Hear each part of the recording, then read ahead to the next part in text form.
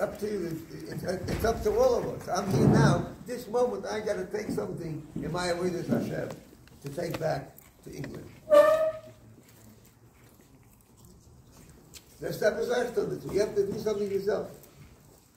The Rebbe told me off really, really heavy.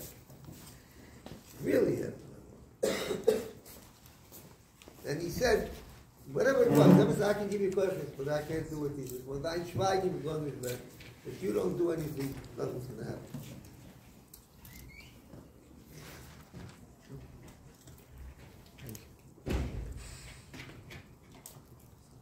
So now, I'll tell you the real story. Want to hear the real story? Mm-hmm. I want to read the question. You know why? Because I'm hard of hearing. If you ask the questions, you can ask. Don't worry. I'm little left in here. I'm like, where am I hearing it? But when there's questions, it's interactive. It's called in English. It means that we're all stakeholders. It's not somebody giving you a bracha. No, my little about you were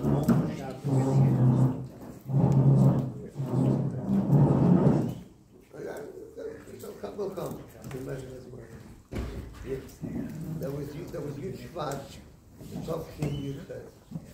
A lot of things that even 4 o'clock in the morning. Next to the last. The last one was on one Shashkenaz. Anyway, so I want to tell you something here that I heard from but beheged. I want to say what I heard from my mental Farbrengen. The mental Farbrengen, the Shlomo Chaim Kesselman, the Mashpia, legendary Mashpia in Farbrengen, and then he passed away. The mental Farbrengen was living in London, running a business that the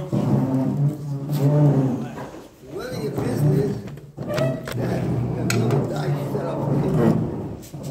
Desk plastics, a small little business, a shop, and being mashpia on thousands of people. And then the Rebbe said, I want you to consider becoming the mashpia in Farbrengen, and the Seder is, go to Farbrengen and spend a couple of weeks there and see if you like it. Go on a trial like it. And if you like it, go back to London and spend the next year winding up your business. And then go to Farbrengen. This is what happened. I heard this from a Mendel. What happened was, Rahman al-Islam, like I mentioned that summer, he was the Kodesh of Ches Elam. There was a car accident, and his only daughter was killed, and left over 11 kids. The youngest of whom was about 6 months old. The oldest was Yossi Librav. He was already in Yeshiva. And I was in South Africa. I came back on Friday. It was the last day of Yeshiva. My wife said, I came in at 7 o'clock in the morning. She said, terrible news, but you got to go. It's the only chance to be Menachem. And right there, the Mendel told me the story.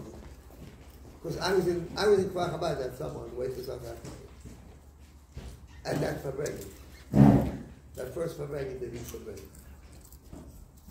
And when Mendel laughed, he said, they never told me wind up your business for that year. He said, my business I can wind up in a week, or in a month. He thought on the horse that he needed that to wind up the make arrangements for 11 kids. That really took a lot of effort. Anyway, at that Farbrengen in Farbrengen, I think it was Shabbos Nachman, of Tafshin Lamed Aleph. The Mendel spoke about what a loyal son is to a parent. A good son is not a son who does what his father tells him to do. That's not a good son. That you can take for granted. A good son is someone who anticipates what his father wants. And he does it even if his father doesn't tell him to do it. And he said a chosid is someone who realizes what the Rebbe wants. He doesn't have to tell it to him direct. He knows what the Rebbe wants from him. And he does it. That's the word. And to me it reminded a story which is in the Sichos of the Finnike Rebbe, but I heard it from the Rebbe himself in the early Chops in Farbrengen. The Rebbe Rashab used to learn B'chavrusa with Rabbi Yaakov Meir Bespalov, the Poltava Rob. You ever hear of Poltava? You know the Poltava Nigid? Yeah. You know it? You should. So this is the Poltava Rob. And he used to learn with the Rebbe Mishmar Satan. And they would have discussions also while they were sitting together. And they were discussing what is a chosid. And he said, chosid is makusha to the Rebbe. And so the Rebbe Mishmar Satan said, that's not a chosid. That's a Shulchan Aruch. If a Rebbe tells you, your rabbi tells you to do something, like Sasha, it's a din in the Chumash. If Chacham, your rabbi tells you to do something, it's a mitzvah in our Torah to do it. He says, so what's a chosid? A chosid is mechusha to the pu'ulas of the Rebbe. To the Rebbe's activities, even though the Rebbe did not tell him to do it.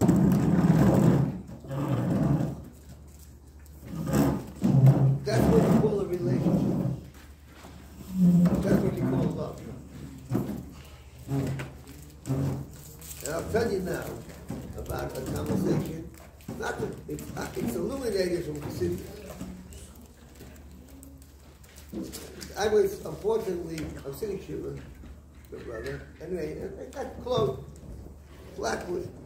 A nephew of mine, I sat next to him the whole week. And I said, anytime you want, here's my number, call me up. So call me up, it's Elu, Tofshin, Pay Out, Pay Bay. A year ago. And he calls me up, and he says, I have a question. Here's the question. He was preparing for davening, like a good Jew, looking at the machzor, you're kibbutz davening, and he saw there, in the Ila, a reference to a Gemara in Eruvin. The Gemara says that there was a heavy machlokes between Beis Hillel and Beis Shammai. What was the machlokes about? Noach loy la'odam shenivra, or noach loy la'odam shaloi nivra. Would it be better for a person to be born, or would it be better for a person not to be born? See, come on. And the interesting thing is, it's the only one I know. Shammai and Beis Hillel, it doesn't say which one said which view. It just says that they were talking about it. One said this and one said that. And they argued it for 2.5 years. And at the end, they reached the conclusion, better he was not born. Now you're born, give yourself over, immerse yourself in Torah with it. Like what it sounds like. Make the best of it. So I asked him, what's your question on that Gemara? So he tells me, it's a very good question. So think into it. He says, what took them 2.5 years? That's the only question. Why couldn't they decide that in 2.5 minutes? Work out what your view is. 2.5 hours. In Big Buddha, it's 2.5 days. 2.5 years.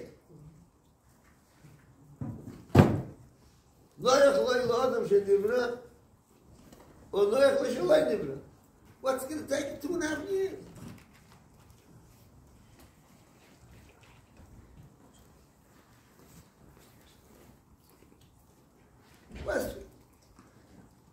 Question.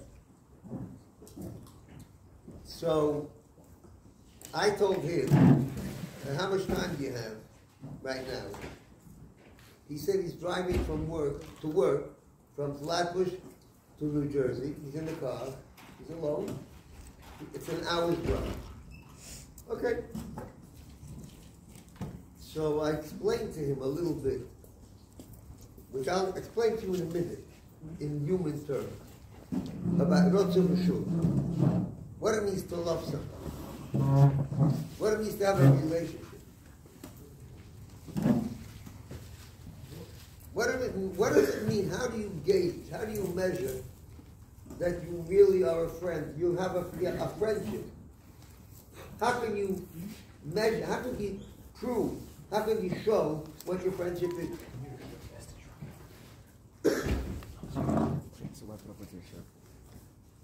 How can you know? How could you tell? What happened? Wait. So I said, first of all, before you answer a question about is it good to be created or not, I have two bigger questions on the Gemara. He says, what's that? I said, number one, how can you have a suffix? If it's good or bad, there's a sefer which is called Chamisha Chumshei Torah. And the first Chumash is Bereshis, and the first Seged is Bereshis, and the first Pedic of Bereshis, it says, Vayad Elokim, it's called Asher Asor, V'hinei. Tov Miyod. Hard to hear it. Vayad Elokim, it's called Asher Asor, V'hinei. Tov Miyod. So how do you have a question if it's Tov or not to be born? The English just said it's good. 2.5 years, you got to argue that. Second of all, in the same set of Bereshis, the first mitzvah of the Torah is Pru Revu. Would Hashem give you a commandment to do something which is not good? No. To bring children onto the world? And the answer is, it doesn't say, Toiv Loilot, the Alter Rebbe writes, with the Torah Pashas in the A, it's in the Kitzurim there. I didn't know it was Shas Maisa, I didn't remember it, but I saw it. From a Ha'ore in a project, L'Kutei Sichos, I looked up that Maimah, and the Alter Rebbe says, Chas V'Sholem, to say Toiv Loi or Loi Toiv. It says Noyach Loi. Noyach means, you know what Noyach means? What does Noyach mean? Easy. Comfortable. Yeah? Is it comfortable to be born? Is it easy to live a life on this world? That was the question. The other was talking about the neshama comes from Atzilus down to Bria. The Nivra comes in Olam HaBria, and he says it's not Noyach, but Chas V'Sholem says it's not Noyach. Look in the Pashas today.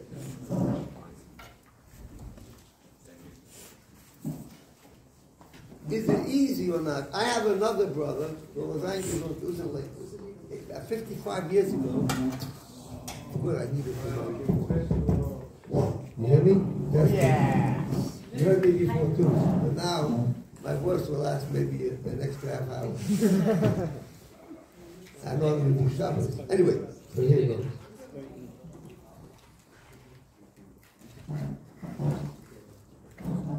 Here it goes. So my brother's visiting me. He said, like, you know, the David young, he goes Staten Island, 40 years old. He never, ever misses a minyan 3 times a day. They ever told me in Yechidus later, years after, that to make sure he learns Chassidus, which we do now on Zoom. What's that? A popular kind of a guy. He came to visit England. He was just married. Now he's an elder. He came there, and I asked him one question.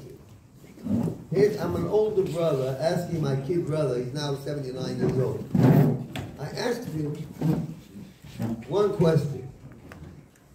I said, "Tell me, do you have any friends?" And he was a very popular person. And he says, "I have plenty of friends. But if your question is that if I have a crisis at 3 o'clock in the morning, physical, mental, whatever, and I call somebody up, one, maybe two, maximum three."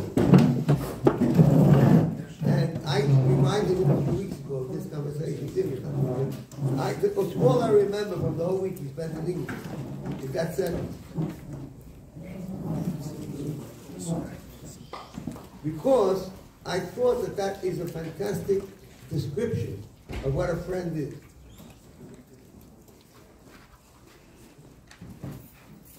If you love somebody,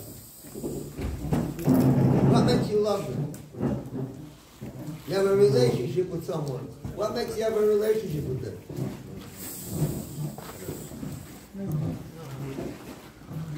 What is it?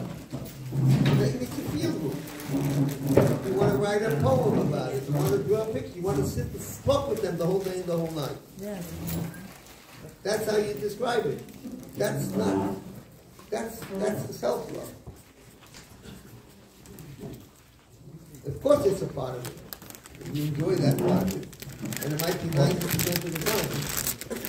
If there's a 10%, well, that's what they need. And it's not loyal. It's getting up at 3 o'clock in the morning.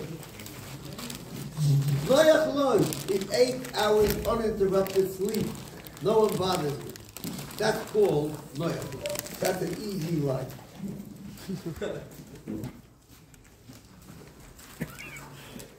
But what happens if somebody really needs you 3 in the morning? And it's been a tough day, and the night before you went to sleep very late, and you had a power cut, and you had and this was not working, and tomorrow is a precious day, and 3 o'clock in the morning, the person needs you. What would you do?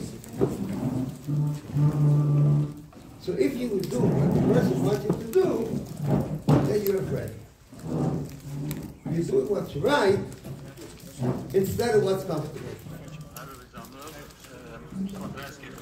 Not loyal.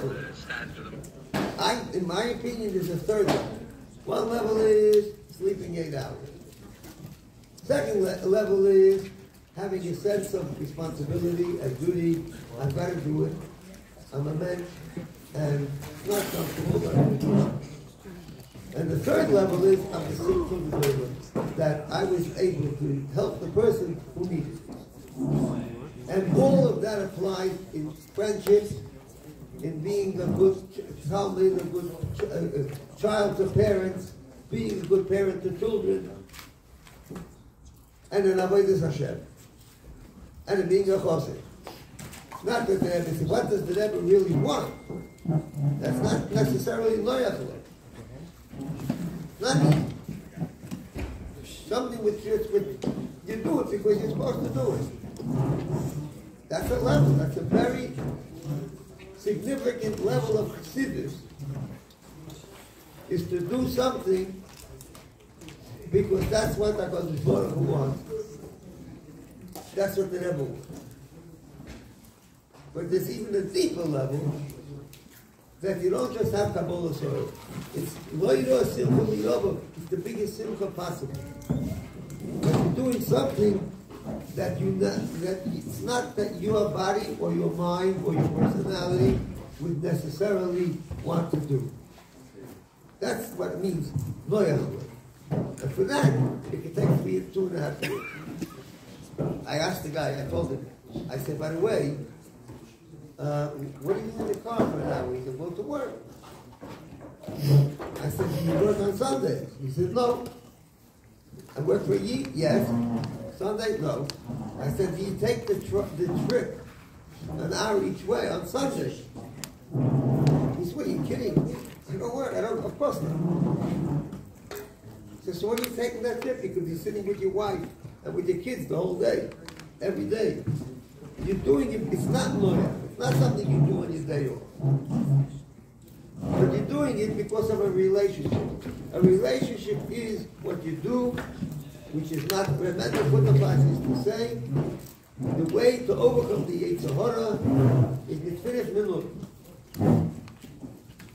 You tell the Yetzer Hara, it says, I want you to think such and such, or to say such and such, or to do such and such, whatever it is, tell him wait 5 minutes.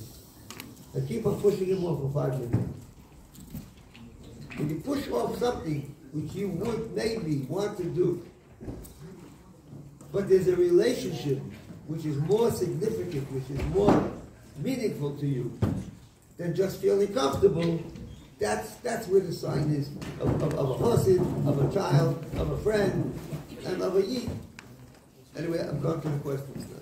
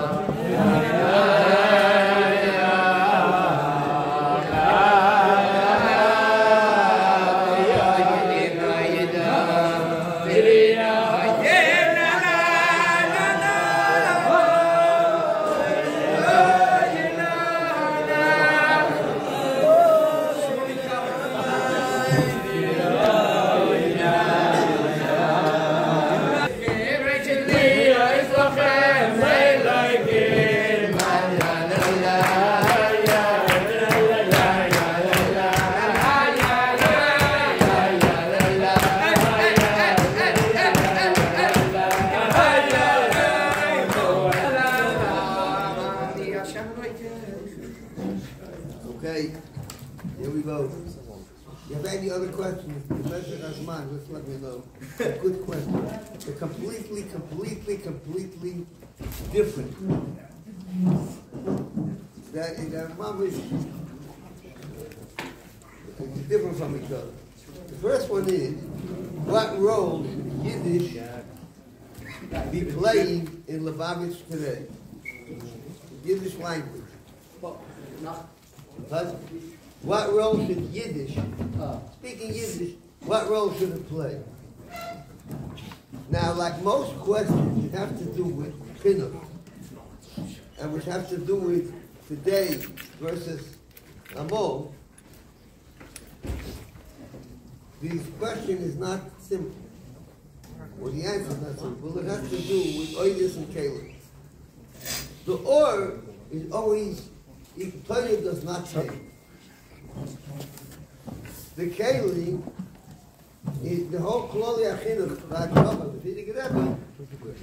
I never did the arithmetic, but it has 17 prokim, so probably about 12, 13, maybe 14 talks about considering the kalim, even though the Torah doesn't use that language.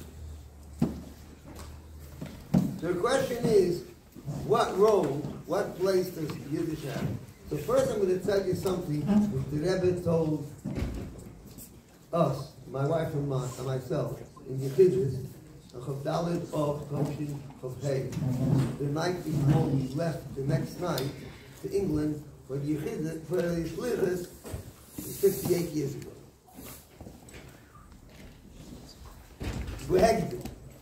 Whenever I went into Yechidus with my wife, she was my kala also, altogether, before we went on Shlichus, must have been 5, 6. I can work out how many there were exactly, but a few Yechidus. And the Rebbe used to speak English,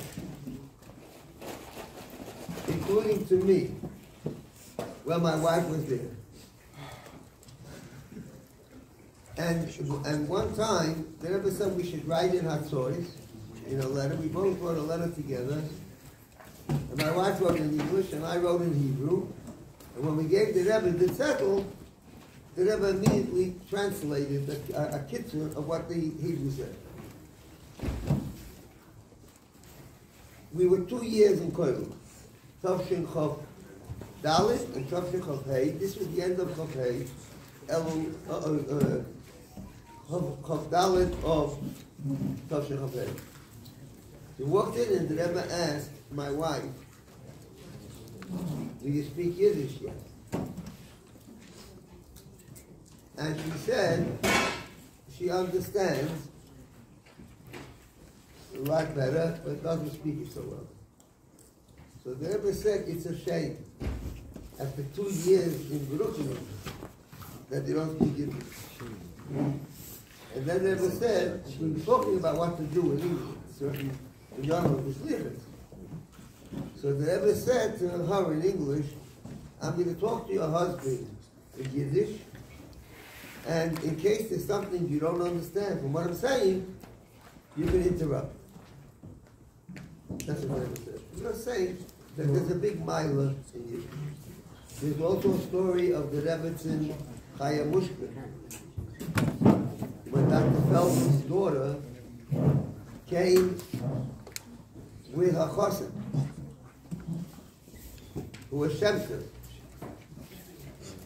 and to get a bracha from the Rebbetzin. This was very shortly, a couple of weeks before Chafei Shvat. And the Rebbetzin Chaya Mushka asked, are you an Einikul of Mentzion Shemter?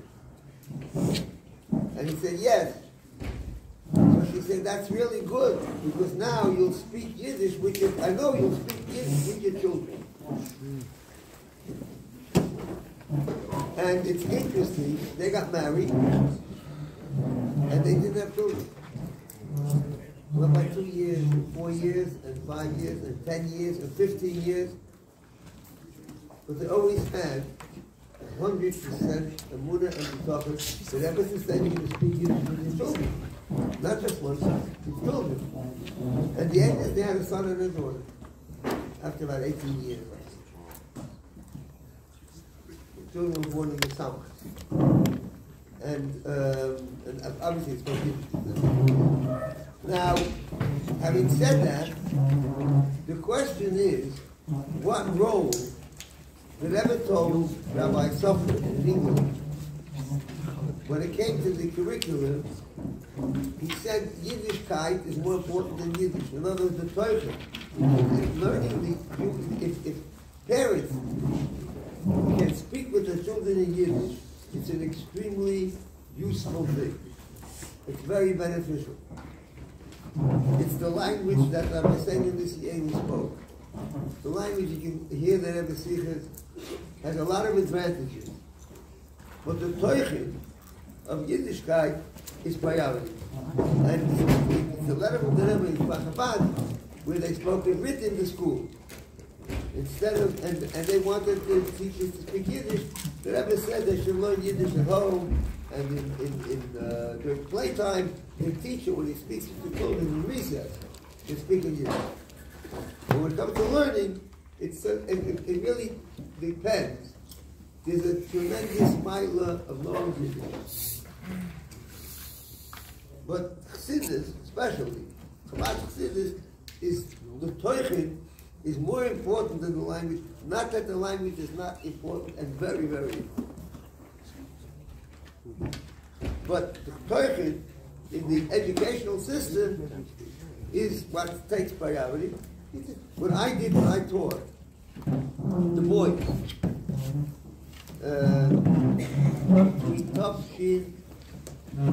I taught Chavav, Chavzayin, Chavches, Chavtes. I taught in the boys' high school. And Lamed Aleph, I taught in the boys' the oldest class. The boys were 12, 13 years old. And they didn't know Yiddish. I don't know if any of them knew Yiddish, but I used to teach them Yiddish songs. We couldn't. So we would go and dig in. And meanwhile, I would teach them how to write Yiddish as well, like these kind of Nigunim I taught. So they learned Yiddish, they learned the niggin, and they learned how to write Yiddish as well. It's also, it has the different rules of spelling and writing. It's a fantastic thing to know. Somebody once came by the Rebbe by Dalit, and the Rebbe spoke to him in Russian. He was from Russia. And he said, the Rebbe, he said in Yiddish to the Rebbe, I'm trying to forget that language. So the Rebbe said, Shmuel. The Rebbe said, I know a lot of languages, but I wish I knew more. When you want to forget a language? Every language you know is beneficial. There's no such thing as a boring language, a bad language. A language helps you to think. It helps you to understand everything that you learn. Especially if it's the Yiddish language, that language has in it Jewish history. If you learn how to look at the Yiddish word, and somebody who knows how to study it will know that it contains the whole history, where the Jews were, and what they did in all those places. I'll give you an example. In Yiddish, there's a word which you all know probably. It's I. You're going to tell me this. So there was a rabbi called Rabbi Jonathan Sachs. And I was very, very close with him. I had a she in his room. That was the first one that I dealt with him in Tavshel Chavches. So over the years, we spent a lot of good, solid years together. So one time he was in my house. And he's brilliant in philosophy, in English. I said, translate for me the word I into English. And he did, but it was about 10 words. It was philosophical words. I don't remember what they were. What it would mean in turn. So I said to him, that is a Yiddish word. He said, how do you know? I said, because it's Rosh Tevis Avram Yitzchak Yaakov. Just a summer word. And we all use it all the time. You're going to tell me this. Then I'll tell you that. So Yiddish is a fantastic language to know. But in learning, the Rebbe said, and he said to Kfar Chabad, of course they should know Yiddish, but your parents should teach them, or someone else. Then find it a different way. What? What? I told the Suffer, until Suffer, they should play ball in Yiddish. Play ball. Great time. Reason. Stop Suffer also. Class. Yeah, it's time. Rabbi, Also, they with them with English. I don't know if they play ball. But many of the teachers, that's like my gift. they said things in Yiddish, and some of them English is not like Lady Paris, over Schultz. With older boys. Well, don't understand. If there's a desire, picking up a language is not as hard as it looks. It needs motivation. But anyway, so the question was, what role should it be playing? It should be playing a central role, but there are other it's not the first priority. Next question. If you come up with any other questions, you can write it anonymous like this. What should I do if I do not have a koch in Chassidus? And I do not appreciate that the Rebbe is my Rebbe. Oh. Now that is a great question. You know why it's a great question? Why is it a great question? Because a lot of people have that question and they don't have the courage to ask it. And the only way you can answer it is by asking. Don't give it away. So let's take the two parts of the question. Part number one is, what should I do if I do not have a perfect chassidus? Believe it or not, there's a similar thing is in the English Kodesh of the Rebbe. To a brother. And he's not saying I don't have a cup, I know, he's saying how should I divide the time, and I want this, that. And the Rebbe said, the Seder Yeshiva is Hegel. Unless you arrange with the Mashpia. With the Mashpia. But there's a tremendous amount of free time. And you don't have to do it. During the time that you have to do Chassidus, you don't have a koch in Chassidus, you can do it without a koch, A. B, speak it through with the Mashpia.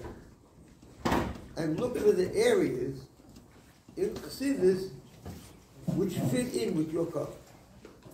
Because there's everything in Chassidus. It could be that the part that you're learning is either difficult or boring, or you don't see it's relevant at this moment in your life.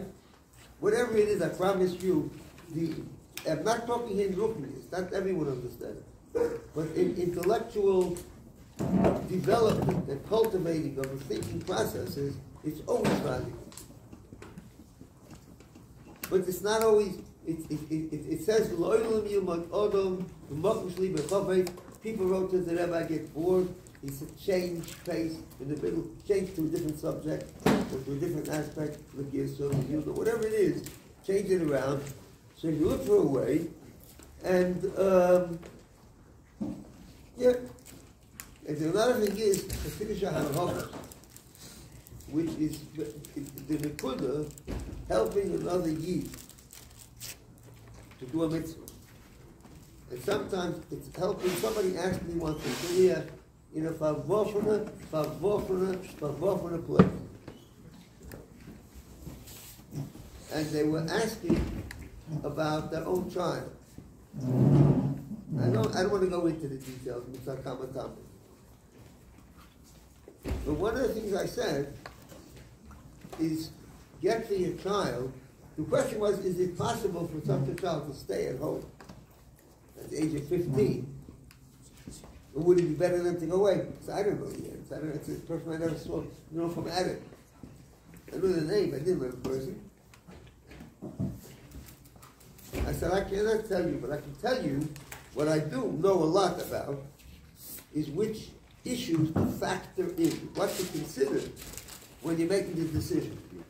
Starting with the fact that it's very healthy for a teenage child to be with their parents, unless there's an issue, maybe there's nowhere they can learn, or there's whatever it is. There's plenty of situations where it's best not to.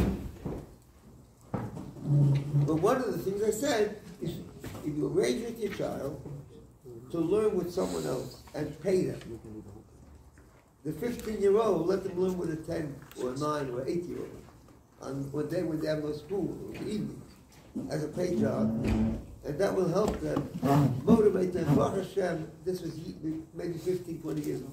The child is a parent. I met the child in Eretz Yisrael, but they were already like 19, 20 years old. Just could you clarify? So by learning to see this with somebody else, yeah, I'm out of here. You come around here and tell me. So by learning to make a little chavrusa in the part of Chassidus that you do enjoy, take the zichroinus of the Frierdiker Rebbe, which the Rebbe said, that it contains the essence of Chassidus in it. Those stories. Learn things which are more accessible to your level of desire. And you'll get something out of it. I promise you. Oh, wait a minute. There's a second part about the Rebbe. Yeah. Just let me break here for a second.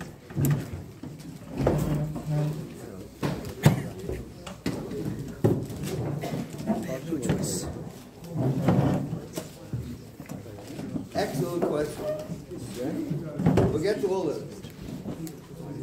Now, here was the second part of the question was, what should I do if I do not appreciate that the Rebbe is my Rebbe? Now, one of my Talmidim, I'm in a school. We finished it with the end of the school year. It was Chof Chesiva. I said, look, we finished a week early. So I gave them $100, gave some money to the kids. I said, buy grape juice and food, and we have a Farbrengen next week. And I said, ask any question you want. So one of the kids asked the question, why do I need a Rebbe?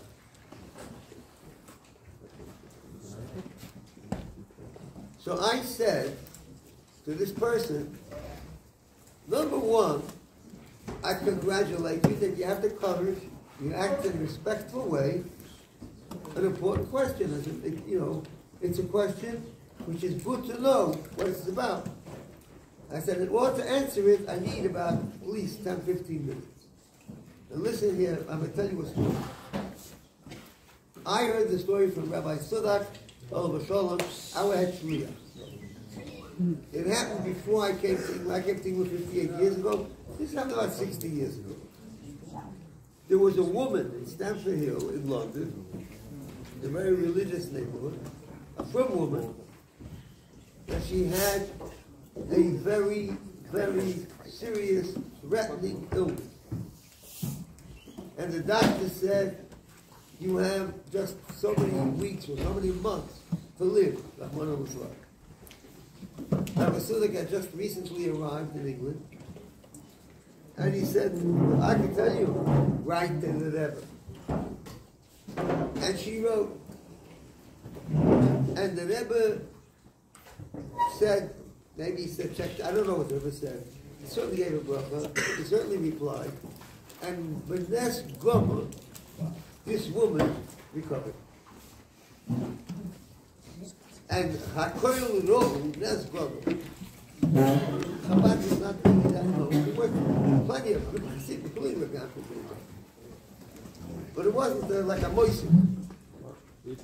Now this woman had a rabbi in the Kehillah. It was a choshev Rav, and he loved Lubavitch, and he did a lot of good things with Lubavitch.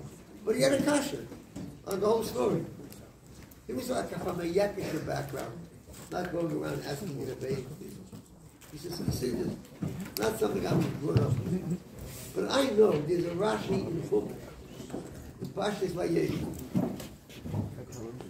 that Shmuel was sick, and he was with his mother Hagar, and they davened, and it says in the Chumash, Vayishma Elokim El Koil Hanachat Ba'asher, and God listened to the tefillah of the boy, of Yishmael. Says Rashi, Vikan, Sheyofer, something of these words, Yofer Tefilosai, Shalachoyla, Vitfilas Achedim Olo.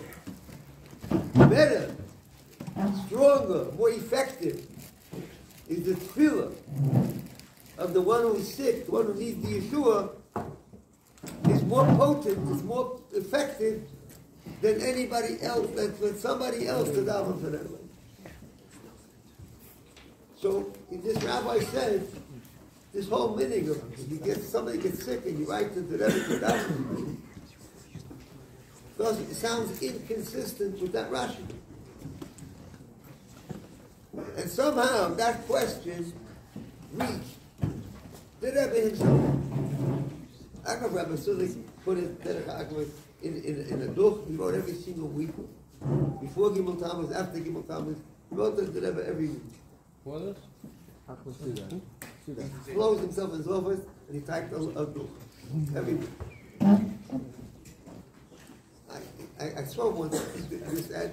Anyway, so here's the Rebbe's answer, the way I paraphrase it.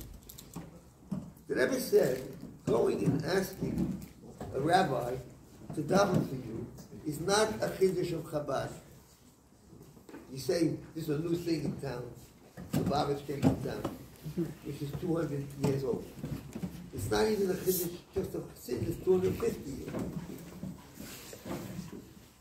It's in Nigla, it's in Gemara. The one you guys are learning, it's in Baba Basra, in Bavli.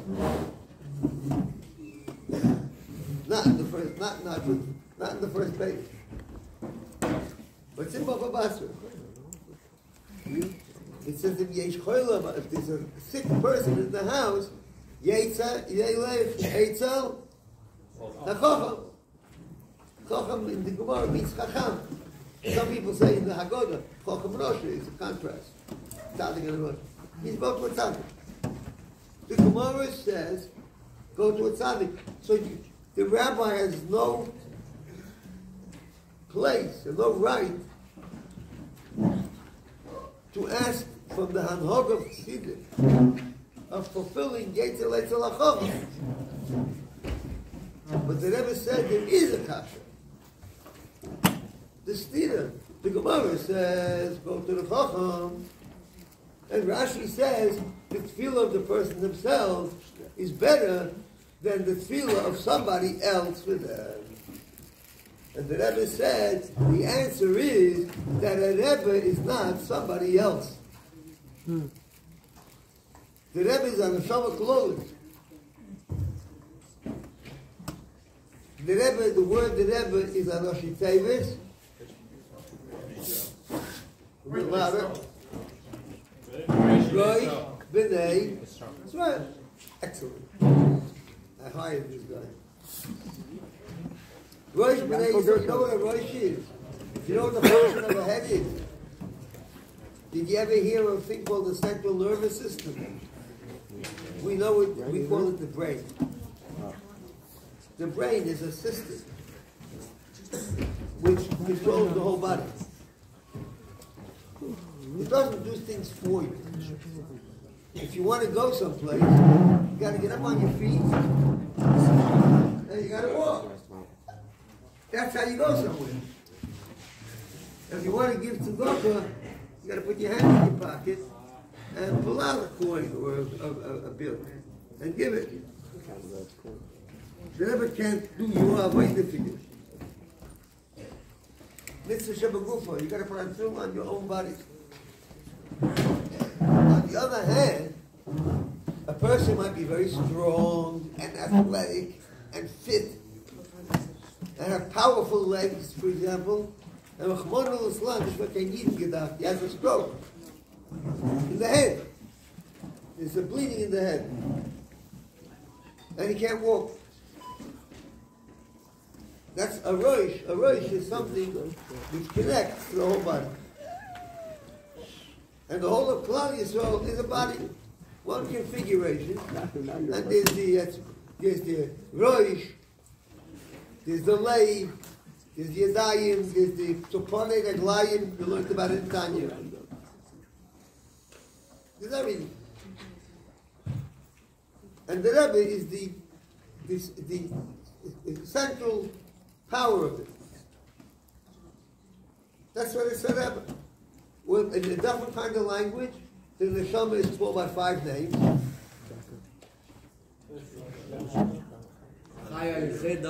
Yes, nefesh, ruach, neshama, chaya, yechida. Thank you very much. And so Kislev says it's not just 5 names, it's 5 madreigis, and yechida is the connection with him. So most people, not most people, everybody, is operating on a fraction of our capacity. You do all the mitzvahs, all the right things. It's not, it's not, you have a certain level. There's a level called yechida. It's not kamos, it's echos. It changes everything in a person's life. So I said to this student, I said, you know something? You can say, why do I need a Rebbe? There are thousands and thousands of Yidden, Yereim, Shleimin, who claim that they don't have a Rebbe and they don't need a Rebbe. And they're from a Yidden. But I promise you that they didn't hit the Yidden. Or if they did, it wasn't on the level that they could get with a connection to the Rosh B'nai Yisrael. So when you say, how I do not appreciate the Rebbe is my Rebbe, don't analyze so much. Try to work on having a connection with the Rebbe. A Bacha once came to me many years, maybe 30 years ago, in New York. And he said, I feel I'm slipping. And I'm telling you, he wasn't slipping. He slipped. Before he came. And he says, tell me something I can do. I said, you want to connect to the Rebbe. The Rebbe told me in Yechidus, the Ikki Hizkashus is to say, learn what I do. But this guy was not holding anywhere near it. In my perhaps unfair eyes. And I said to him, I bought him a present, the big brown English Hayyim. I asked him one thing, every day, give 1 minute, 2 minutes to the Rebbe and read something and think about something the Rebbe said to that day. That's all. So each person, you want to know how to develop that feeling. Why the feeling is good? Because it will bring out your innermost self. It's not going to be a chassid of the Rebbe, and the Rebbe is going to be very lucky to have another chassid. I'm sure the Rebbe would be delighted. The Rebbe would love to have another chassid. And it was once a Jew who was not even Orthodox. And he told the Rebbe, I feel very attractive, but I don't see myself ready to become a chassid. How can I be a chassid of yours if I'm not really 100% there? And the Rebbe said to him, any Jew who looks in the mirror and says, tomorrow should be better than today, I'm proud to call him my chassid. It's not where you are. In fact, you're looking for it. Look for it. Find a connection, learning, minimum hayom yom. Each person can find their way. That's what I suggested to this guy. Because today, somehow they say the elders say place it. Number 2, help another. Be kind of another you. because they never considers that a personal favor. There's a lot of stories where they never told someone, do me a personal favor. What is it? They never told me to be Makar of someone. And the third thing is to get yourself a mashpia. What does a person have to be in order to be my mashpia? And through a mashpia, you'll have a connection to the devil. How does it work? I don't know. But it works, I promise. Number one, it should be someone you look up to, you respect. In a spiritual way. It doesn't have to be perfect. But someone that you look up to, not just stop yourself. Number two, someone you can trust to be 100% confidential. So I once told this to a student, and they said, how do I know that? I said, take them on for small things. And as time goes by, you'll see you develop. And number three, they should be non-judgmental. You tell them you're doctor, they don't think any lower. They understand that every person, especially a young person, especially a developing person, has ups and downs. That is life. It's a big brother from the age. Because then, whatever you achieve, you're achieving. It's yours. It's in hand. It's solid. It's not something that was presented. But the price you have to pay is that there's downs as well as ups. Not always going so easy. Not always going so good. You're not always in the mood. It's not always be simple. Have someone who you can trust, they're not going to teach his mental, it's the best thing in the world. Next question.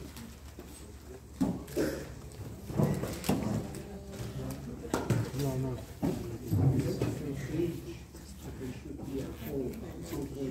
What? Kids should be at home before they go to another city. What age would you think? This is the best question in the world. You know why? Because it's the answer to everything that I'm going to tell you. I asked the Rebbe a similar question. His question was, I say that it's best for a child to be with the parent. He said, at what age should they leave home?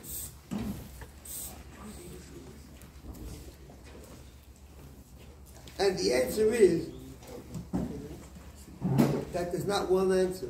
I asked the Rebbe once, when I took over as a principal of a school, and after I was there for a year and a half, I was in New York, and I wrote a 3-4 page letter to the Rebbe with two main questions. I don't know how to do my job. And the two things, one was about stuff they're learning in the secular, Shakespeare, how should be the whole stuff on it. And the second thing was, I had to advise people when they're 16, 17 years old, not all above it, families. And I'm a Gaber Dover, I'd like them to stay in my school. Maybe go somewhere else to the school in Kodesh. I wrote all these different sides to do it. And the Rebbe told me it depends on the person. That's the case. The Rebbe once told Rabbi Suffering that ideally a girl, a daughter, should be with her mother till the chuppah. But that's not the world we're into. So they go to seminary. But you have to understand what's right and what's wrong. What's better and what's worse. It depends on the home. I know people where the home life, for certain reasons, was not healthy for a growing person. I know somebody, and I know I know from a friend, now he's a Zayda, but he told me that the Rebbe told him in Yechidus to advise another board, to do a whole roundabout thing to make that person stay, not at home. Because that was good for him. So for that you have to work out with a mashpia, with a machanech, what's right for each kid. And the important thing is, very often parents or buffers themselves, they think about there's a certain problem in a certain place or with a certain person. and they want to solve it, and they have a solution, and the solution works. But the only thing is, they solved one problem, but they created 3 problems, or 2 problems, or even one, but it's a bigger one, a harder one. So then you need to know in each situation that anyone's in chinuch is doing that 24/7. That's when you say hello, good morning, I got to know every single day I'm walking. And I try to smile, this and that one, and I got to know exactly when and who and what. Derech Agav, to meet in the hall and say a word, not. It depends on the person. But the general point is that the bonding of a parent to a child is a very healthy connection. That's the point. How that applies, what they never told me then, by the way, was that I should speak to all the sins up to the Al-Assad, but speak to Rabbi Chavakal. I was in New York. Anyway, that's a whole other thing in itself. That letter. Pleasure. Asach Nachat. In all directions. The Rebbe once said to the Yechidus of mine, with the words, I was a buffer, Montreal. The Elternins will hovel from dir Nachas, your parents should have Nachas for you, and du von them, and you should have from them Nachas. Your parents, nobody loves you like your parents do, but sometimes it's pretty heavy, or intrusive, or judgmental. You know, you will them alone. I need it. It's a healthy relationship. Anyway, am I able to smoke weed if I'm depressed? Who would have wrote that? Believe it or not, there's an answer from the Rebbe, an English letter. You should, whoever it is wants to come out and tell me who he is, and send me your thing. I'll send you I have an English letter from the Rebbe to somebody at the Rebbe in a serious way about getting a spiritual high with LSD, with some kind of artificial stimulant, and the Rebbe explains that that's not real Avodas Hashem. You know what it says in the Zohar? Chava did an Aveda with Odom, and they ate from the Eitz Hadas. What was the Aveda? It says the Eitz Hadas was grapes. It was wine. And it became self-conscious. It's in the mind of Basi Lugani. That self-consciousness. There's a kasha. They did an Aveda, and as a result, they became very knowledgeable. They got a reward to do an Aveda. They got knowledge. So in Siddur and in Kabbalah, it explains that the knowledge they had before that was a higher level of knowledge. It was the knowledge of Elokus. Their body was just an instrument to do Hashem's will, whatever the mitzvah was. Once they became self-conscious, they became ashamed when they weren't dressed. Because there was the Eitz Hara already mixed in everything. And that was the Chet Eitz Hadas, was Heidish Hatzah. So the Zohar says that Noach, why did he go and plant a vineyard? When he came out, he said there was an invader, and there was a world, and it got destroyed, and we got to build it up, and we have to do Avodas Hashem b'simcha, and the way to do it is to take weed. He didn't take weed. He didn't know about weed, so he took what? L'chaim. He took alcohol. But that was not real, because that was an artificial thing. It's outside. That's not called becoming a better person. It's not better for yourself even. It's a high, but it's nothing. It's empty. It's zero. Not because it's 20 years later, bad, which it is. It's zero because that moment itself was not a moment. Who is the real one? The Zohar says Sodom. Sarah went through difficult moments, challenging moments, doubting moments. She asked questions, she had all these problems. It's a Sarah, Nachas, Sarah Saltis. She went down and she went up from her side. That's what it means, working with yourself. So you're not in the mood, so maybe that day you leave it up, just learn the gifts or whatever. But an artificial stimulant is not changed, and it makes it work for the person. Could you I got a couple of... Could you explain the difference between taking a l'chaim and weed or getting a high? No difference. It's not much different. Taking a l'chaim is taken to the extent that it becomes addictive. It's just as bad. No, but it's not worse. No, you're saying just to take. What? You're saying when you take a l'chaim, it's just. Taking just one puff of weed. They never said, why if it's a bad thing, and you only can take 3 or 4, whatever it is, why take it all? Because sometimes it can help you not to be inhibited when you need that. So one second, when you start saying, I need mashke, which is this color, and this flavor, and this that, it's not a step in the best direction. And it's a tiger. It's drinking Coke. But when the Rebbe says a full. Those devices together. Good. That's not just yellow. You know, there's this inclined single mold, this one, that one, 50 years, 20 years, blue label, gold label. When you were a little boy, you went to the store to buy breakfast, you was 12 plates of rice. Today it's about 75.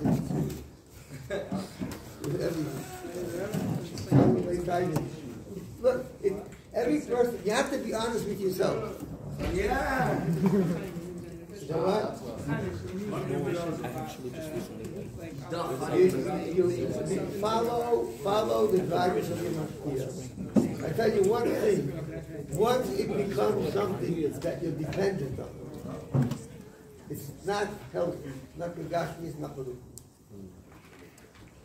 It's not good. Not good.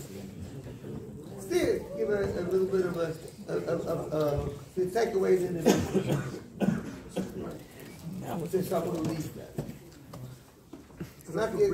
It's using it as an escape.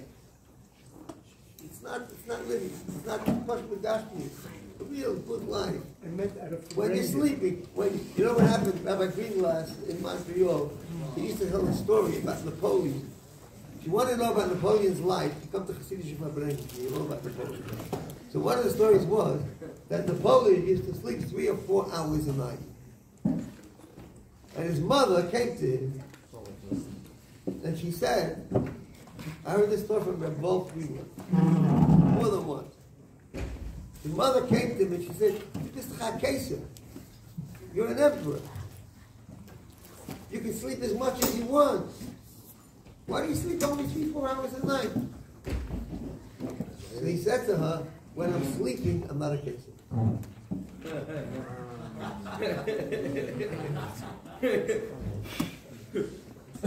An escape, that's not life. I'm facing a problem, it's difficult. I'm forcing a smile because I know we'll be talking, it's going to work out because Hashem makes everything work out in the end. That's living, even though it's not comfortable. It's like loyachla. It's not a comfortable life, always. But it's a pleasure, it's deep, it's real. It's real. You want to live. All these things are not like. Not because they're bad investment for your future, which it is, a bad investment for your future. But it's right in the here and now. It's nothing. I was chayiv.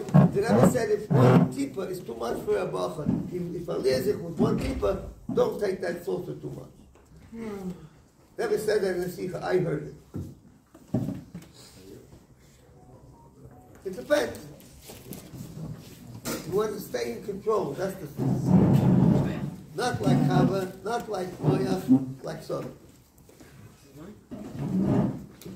Deal with your issues. Not easy. Your friends, yourself. It's all a different thing. Next question. In a city that is not necessarily the most exciting. Is that in Montreal? I don't know. I thought it was London. How do you keep yourself motivated and happy? You know what happened? We out of Farbrengen on a Shabbos in London, and I was telling a story that happened here. Whatever. I'll tell you a story. I'll tell you afterwards. That story reminded me about the BBC. And the guy starts screaming. He says, Shmuel walks across the street and something happened to him. Why does nothing happen to me? And I happened to hear him, because he said it to me. I said, I promise you, when you walk on the street, there's 1,000 things happening. Just have a bigger mouth than you. You gotta be, you look there, you'll see a lot of exciting stuff happening. When I was in Montreal, I wasn't bored. I was enslaved. I was enslaved. I never, in my religious life, a Friday night in the middle of the winter, 8:30, you start chazing a maimah, and then looking for a chazan, and eating in the winter, 10 o'clock at night, 9:30 at night, eating Sudan Shabbos. It was an adjustment. But you know something? When I got married, I made a deal with my wife. We were in Crown Heights. We worked hard the whole week, especially Friday. We take a nap. And I used to stay in 770 and come home late, but I missed it. The thing which was most difficult for me, I found to be the most pleasant.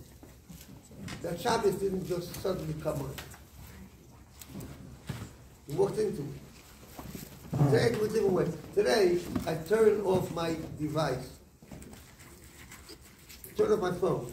At least, minimum, of an hour before Shabbos. And I don't turn it on a minimum of 1 hour, usually 2-3 hours after Shabbos. And I feel I'm alive. I'm not, my life is not dictated. It's not by something outside of me. So I could say a life without a device, before mobile phones, you had students coming to Pagishas. How could you tolerate? We had a Pagisha in England when Shabbos ends about 11 o'clock at night in London. In Manchester later. In Gateshead still later. In Scotland after midnight. And they said, how could you tolerate, how could you want me to become a Shem Shabbos? You can't do anything. Example Posner, was once there for a prediction. And he said, the only way you can be stimulated is by pressing a button. You're a pretty boring person. It's not the environment anymore. You're going to find something exciting. It's people. It's yourself, your own inner life. It's fantastic. Anyway, I'm just saying, if I lived in Montreal, I'd probably think boring also. Just English. That's what Buddha. But when I'm feeling like I should, somebody told me different Pittsburgh. I have a daughter living there. I think it's like a video a lot of times. It's fantastic. It's not because it's simple or it's uncomplicated. It is. It's very sophisticated. That's how you look at it. You have to let it, parts of yourself become active. There's parts that have never been stimulated, never been active, never been operating. Let them work. This is a long, long one. It's in Yiddish. And I'm going to give over, basically, the question is, how can the Hanhola? I don't mean Dafka Hanhola, I mean the whole older generation, all the judgmental AK. How can they demand so much more? Why do they expect us to be ridiculous in the effort like they were? They have that we didn't have. How can they expect us to keep the Seder like in previous generations? The Reagan, go with the hat and the jacket.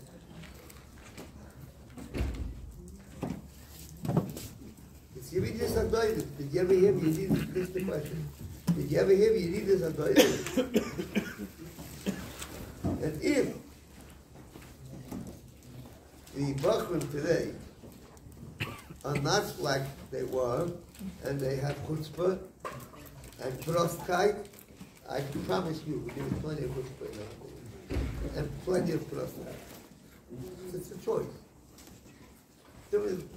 I envy this consciousness of the Bachman to the Rebbe of Tavshin Pei Dalet. And once Rabbi in Yeshiva mentions that, you ever heard to speak to Malaka and say, I don't remember. They asked me to come to Moshe Shabbos, came maybe, and said, I'll stay as long as you ask the question. And they were sitting there writing on the back of the paper plates. And they kept me there till about 3 in the morning. At the end, they said, you saw all that. What do you want from us? So I said, who wants to become 75 years old this second? They laughed also. I said, you're a chassid of the Rebbe, from Tavshin Ayin Hey, whatever it was. And it's a much deeper discussion. There's things that are not there. There are things that are accessible today that I was given everything to have. I was even married, and I made it with my wife that I wouldn't go home from 770 before Yechidus is over, in case I can hear a story. And I get about 2 stories a year, and you get it every week on Jack. Meeting with the Rebbe, books of it. Up with kids, you want to know what the Rebbe is doing, what the Rebbe is saying.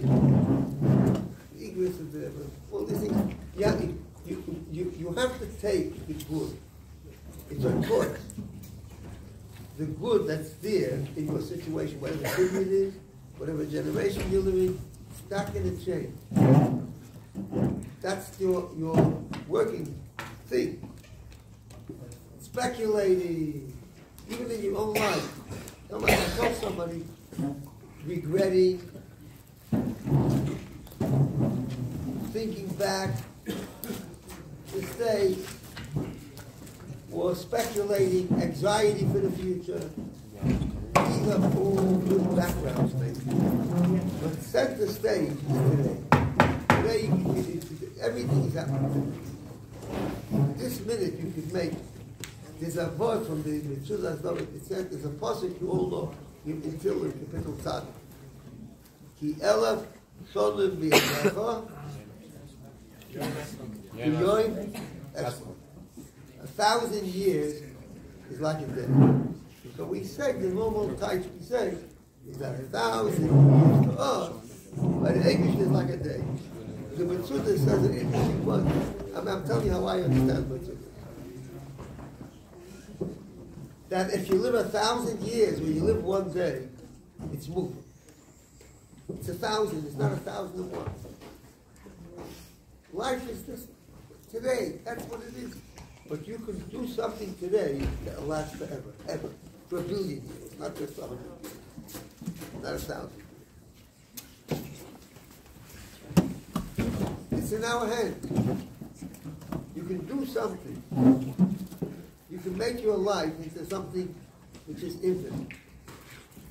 And you can be bored or boring.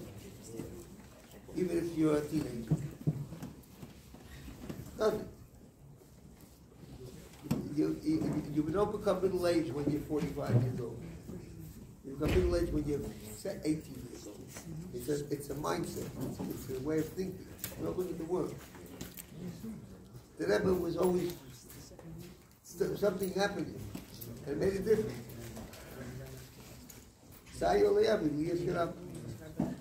Anyway, let's go back to this. What I read is not even a quarter of the letter.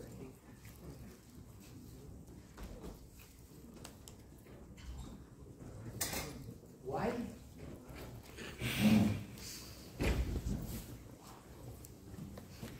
Basically, look, it's a very good point that what this person is asking. Basically, it's like, what do you want from me at the end of the day? And the answer is,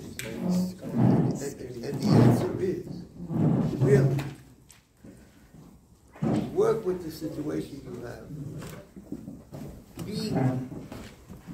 The chutzpah is a normal part of life.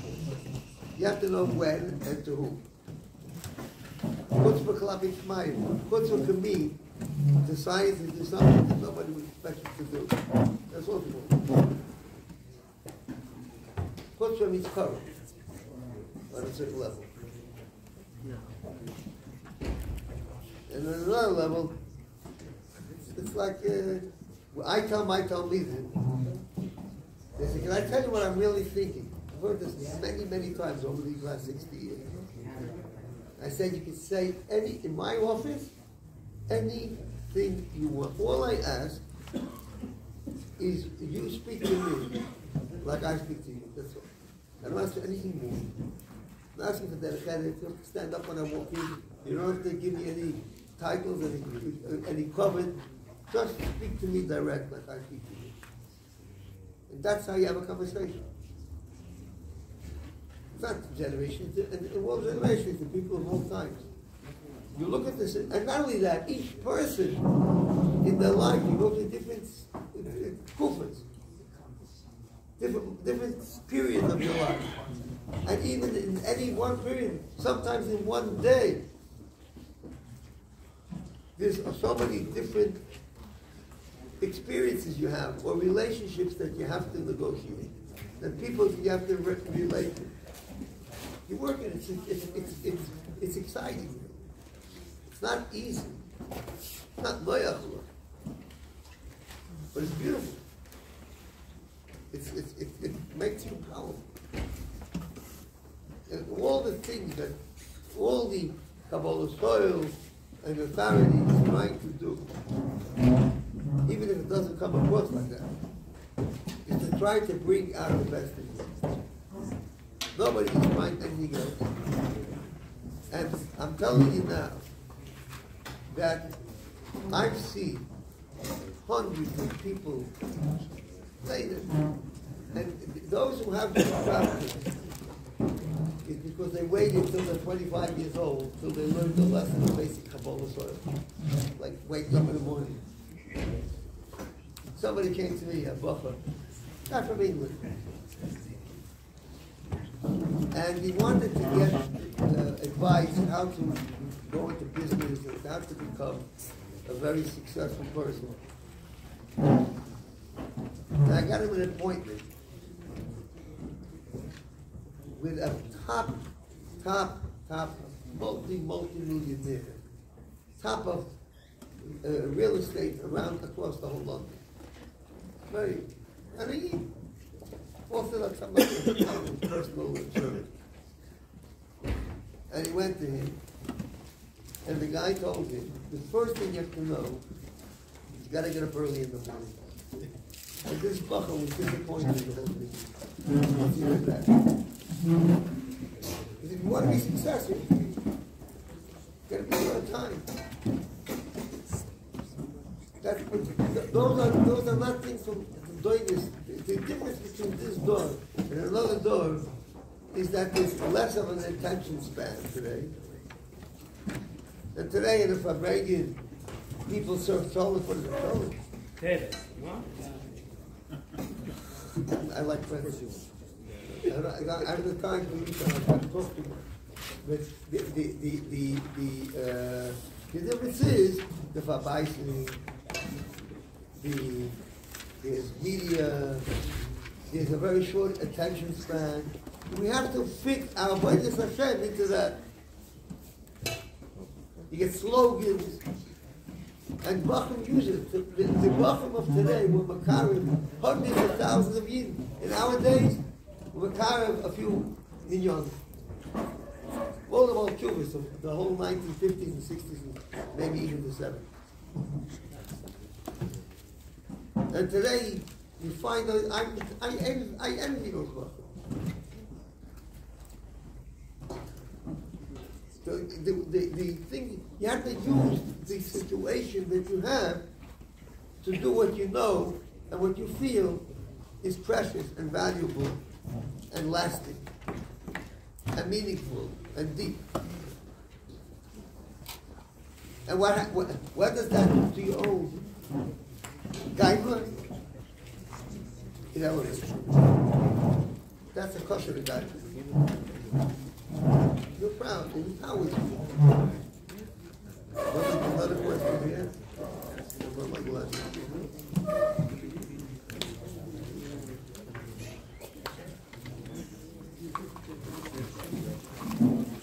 Is there an issue to smoke? What do you mean by issue? Good or bad? If you're not into it, advice, don't get into it. Even vaping or any excuse that they give you. Not good. Not, you know, that's my personal, I'm a guy who smokes. And thank God, I haven't smoked for the last 60 years. I'm younger, Irish guy. Before we knew how healthy. But so, you know, not they asked the Rabbi he should answer smoking. Rabbi never asked it. It's interesting. One of the things the Rabbi said is that water on keep it out was his father smoking.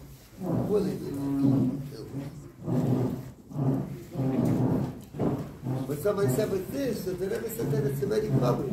The Dina was before them. You don't need a special achroza. Plus the fact that for some people it might be, they need it. It's not a miler. It could be somebody who needs it. But to get into it, it's expensive, it's money, it's health, it's relationships, and 1,000 things. And it's known that the cigarette makers are looking for all the excuses, the flavors, and the vaping, and the this and the that. All these things is because people are becoming a bit smarter.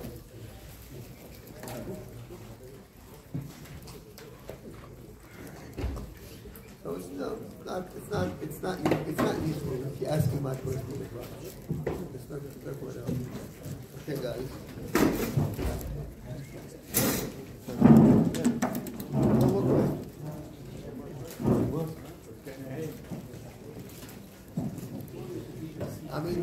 I'm in devil. Yaakov Gorkov said to Kislev by Shalom Gorkov Shalom,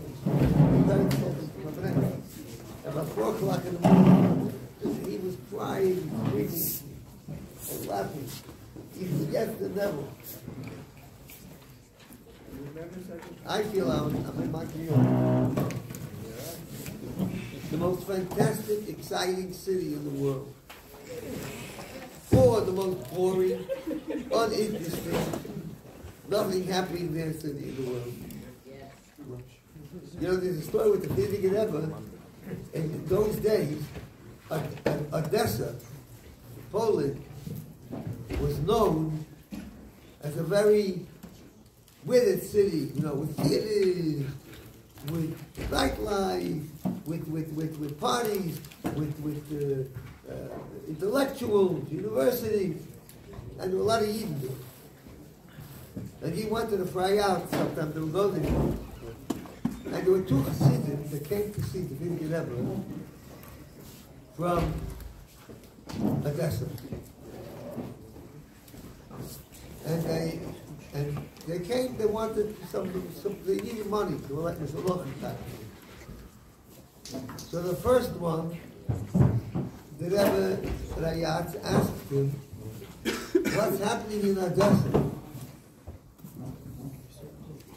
And he said, it's a great city. We're going to be in 3 times a day.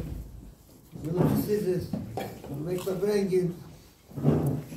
There's real good friends. People you can rely on when you have a problem. We have a tremendous achdus and solidarity. A lot of good stuff. And the Rebbe gave him 10 rubles. Or 10. Gave him a nice size of rubles. His friend was sitting the other side of the room or outside the room, but the door was open. He heard the whole conversation. And he said, this guy is whitewashing the whole story about a Texan. What a liar. When I come to the Rebbe, I'm going to make it clear to you what's happening. So he went into the Rebbe. He said, where are you from? He said, from Odessa. And the Rebbe said, what's happening in Odessa? He says, guys,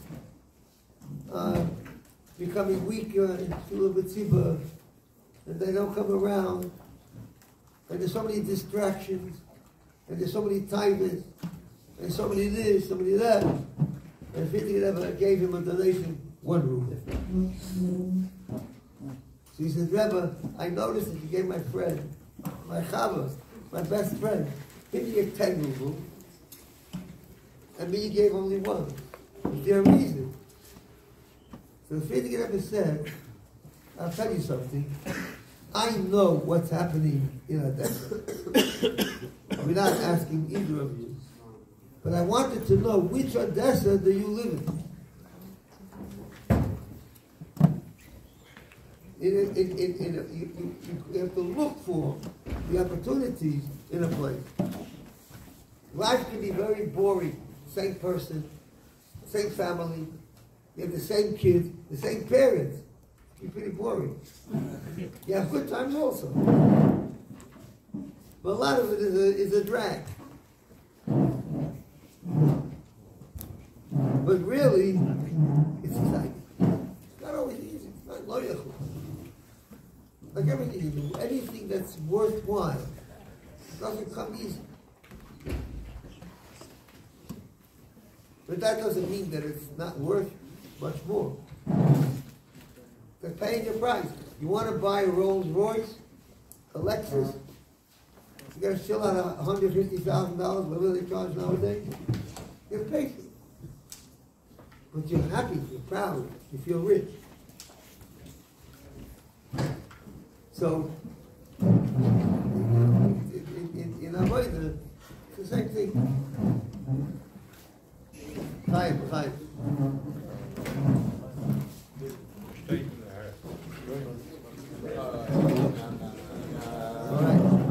Any more questions? Yeah. You can tell the story. Take a comment. I give you a story. It takes time.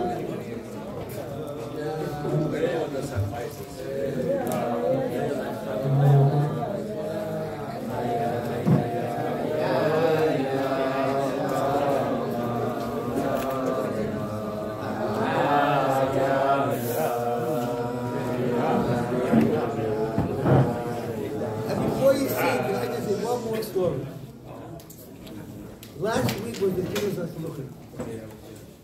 And on Friday I went to the oil with everybody.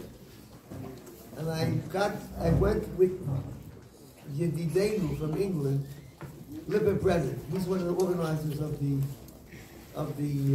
Kislev. The main organizer in terms of organization. And I told him, tell me a story of the Rebbe. This was in the car going back to Crown Heights. And I remember his parents, he was from Manchester, not from London. I remember when he was a young boy, he was learning in Eitz Chaim, Yeshiva in London. And I know he had stories in Yechidus, he asked the Rebbe, he's very smart and very open with the Rebbe. He asked the Rebbe what to do. He's in Yeshiva, when they say, Tachanam, I'm Yitzhak Kislev. This was that. But this time he come on like this. Told them he wants to go to learn in some community. He wants to come to New York and learn in the Rebbe's Yeshiva. And the Rebbe said, not yet, but be moises and leave a Chassidus. And then there's a whole Yechidus, different points which the Rebbe related to. At the end of the whole Yechidus, he said to the Rebbe Kizor, Dashni moises and leave a Chassidus, can you please be more specific? He asked the Rebbe to tell him what you want me to really do. So the Rebbe said, I want you to learn Chassidus. He was about 16 years old.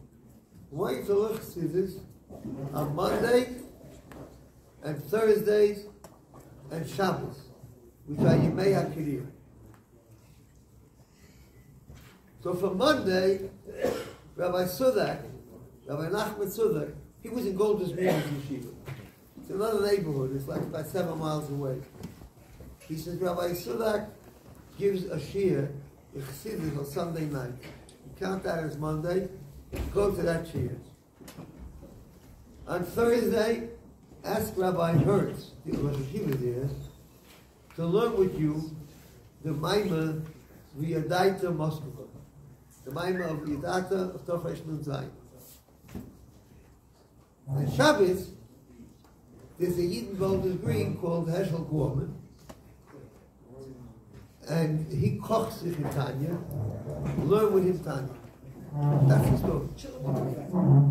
And to me, that story was very powerful, and I'll tell you why. First of all, because it shows that the Rebbe was aware, alert to the detailed shiurim that are taking place to all the situations that's happening. The Rebbe is in touch with the city. He's telling you which night of the week you go to this person and which night to that person. Smile bun. But secondly, and maybe even more, the Rebbe's personal interest in every bacha, in every individual bacha, gave him a direct hadracha. And you guys have, it's just those different instruments, through different channels. But you're in this, in the Rebbe's yeshiva, it means your neshama was chosen, not just by the Rebbe Rashab, your neshama was chosen by our Rebbe. And he loves you. And he cares about you. In a Neushen Prot, in a very specific way. And he feels for the struggles, and for the frustrations, and for the hopes, and for the unfulfilled expectations of you in yourself, and for the simchas. He feels and he cares, he's there with you at every moment. And you see that as an invitation. I'm telling you now, I asked the Rebbe before I came here, before I came to America, I wrote that I'm in a Farbrengen. And I asked the Rebbe, please help me to say what you want me to say. And I just share with you something which I was not expecting to say. I didn't even know about it 2 weeks ago.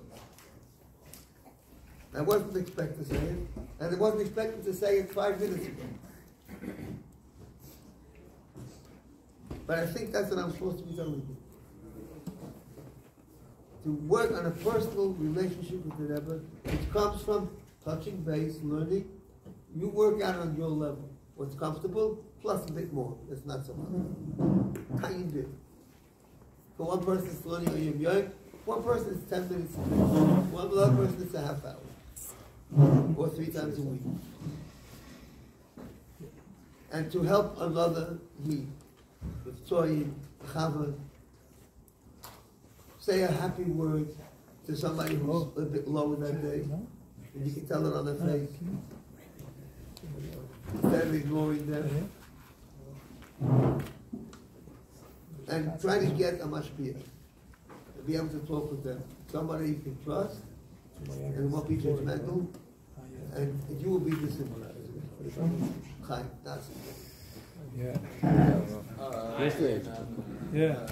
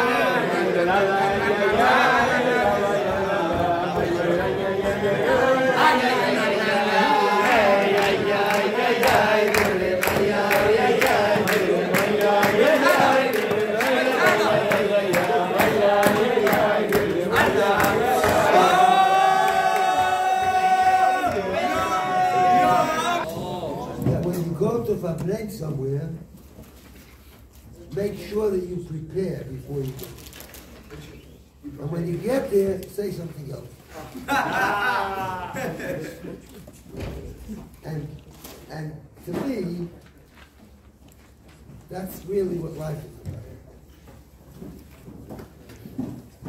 You always prepare means live with something good, positive, not because of someone else.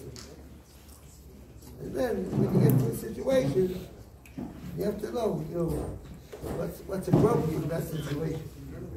The oil in the cave. It's a lot.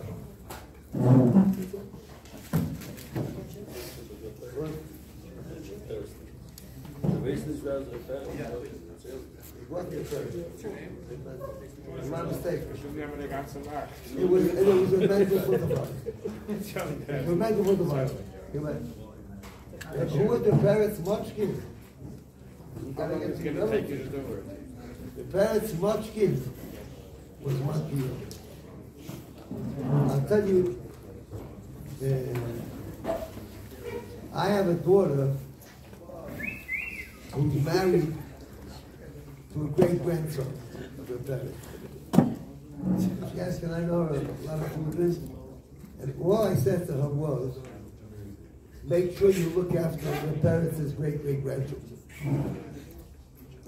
He was very, very, very special. And I'll tell you one story about him. The whole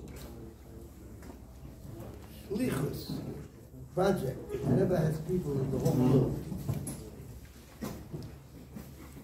The whole world is this book. Somebody phoned me up once. He got from Chabad or somebody who was writing a book about the Rebbe from Yale University, I think it was, from one of the big universities in America. They're writing 10 books on the 10 most influential Jews of the 20th century. And he was writing about the Rebbe. And he asked for names. He wanted to meet. I wasn't in America.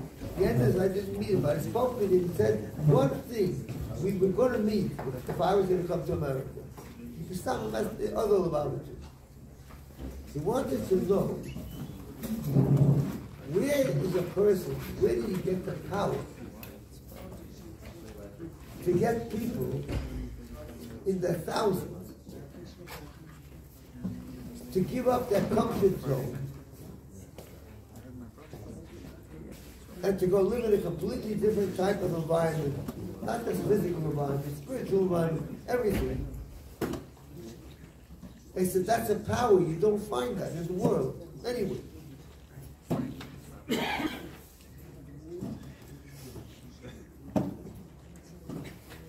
So somebody, I heard in the middle of the lockdown, there was a Farbrengen on Zoom. I heard this story from Moshe Herson. He said in the name of, I don't remember, that somebody, a Lubavitcher Rov, met a very, very world famous Litvish Rov. And the Litvish Rov said, I have the deepest respect for the Lubavitcher Rebbe for what he has achieved in the world. Even though it's not such a fella with an army like he has. So this Chassid told this Litvish Rov, nobody handed the Rebbe an army. They were won over one by one, these people. It's not that the Rebbe took over an organization. Okay, you got 5,000 people, send them where you want. It could also be a big time. But he says every one of them learned Chassidus, learned Nigla, had struggles, had fakes, had cold moments, had hot moments, sang Nigunin. And the end was, he became focused on doing the Rebbe's Ratzon somewhere, wherever it's needed. And people a little bit older, like myself, remember the times when the Rebbe was Kivayochel pleading with people to go on shlichus. More than that, pleading with parents to allow their children. And these were not parents, people who come from other communities. These were Chassidim, elder Chassidim. And somebody once heard the Rebbe pleading with a father who was reluctant for his very Chassidish son to go to a far away place in those days, might have meant New Jersey, Pennsylvania. Go away. Chicago was like outer space. That was called far away. And the Rebbe said, and this was, the Rebbe was a man, he was 52, 53 years old. And this Chassid was 65 years old. So the Rebbe said, why can't you obey me? For what can't you nicht folgen me? Well, you're like elder for me. Just because you're older than me. He said, Peretz Mochkin is older than me and older than you. And he listens to me. This was, somebody heard this in Arei Natal. Here's the real version. The Rebbe said two things. I'm not going to go into brought in because it's not public assumption. If it's a Tuesday, first of all, what was it? It was 3 o'clock in the morning. It was 3 o'clock in the morning, and there was a Yechidus that night. And the Rebbe's mother didn't like the idea that after Yechidus, 3 o'clock in the morning, which was a regular thing, the Rebbe walks home alone. Even though then at night it was okay. But you know, 3 o'clock in the morning, you don't see anything. So I wanted to walk in, to walk by, pass with the Rebbe, and go behind it. They got some more anxious about it, but that's not the game. My time came. And so the Rebbe, I heard two, first of all, they were screaming at each other. When they were talking, they were screaming at each other. The other guy was a wacko. You know what a wacko is? What's a wacko? That's under regulation. So, the Rebbe says, arguing that the 12 million or 30 million Yidden are not Bible to me, so another year also won't be Bible to me. Peretz Moshkin is over from both of us, and he's Bible to me, Ka'afra Da'ala. After that, like the earth out of like the earth, dirt on the earth. That's what he said in Fast Motion. Fast Motion, this is Rebbe number 3. He was in the Babish Bar at the shop, and he was Russia Ashliya by the Frierdiker Rebbe, and he was bottled to the Rebbe. It's true what Shmuel says. Montreal was Peretz Moshkin. The Babish, the whole Babish in Montreal was Peretz Moshkin. What's the close up? What's the close up to the Peretz? They have this, that sounds like we have Peretz. Who's on? Sein nach dem dänischen Kochen. Next Thursday, while you a spread like this, can I know a big koyach, a cover of lasagna, to the bottom will prepare all this.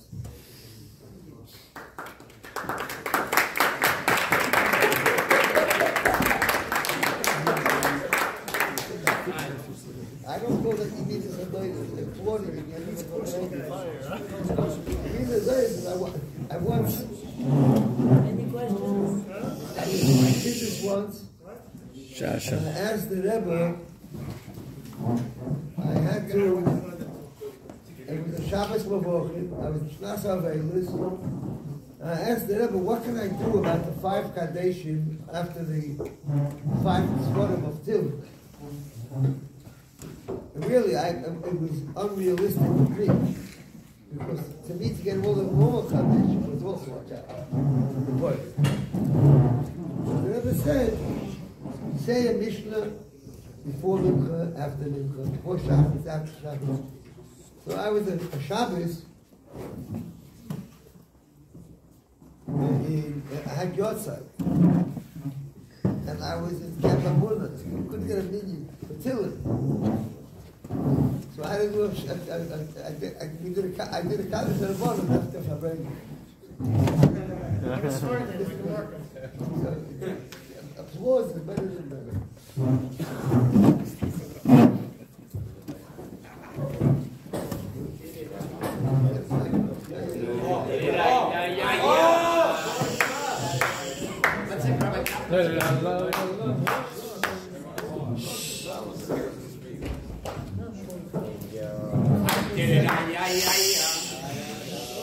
I was Billy Feldman's counselor. I was Billy Feldman's Chavrose. Which is a big job. When he came from Which is a big job. Baltimore. In 1957, Sochi Zion to ask him. You look younger than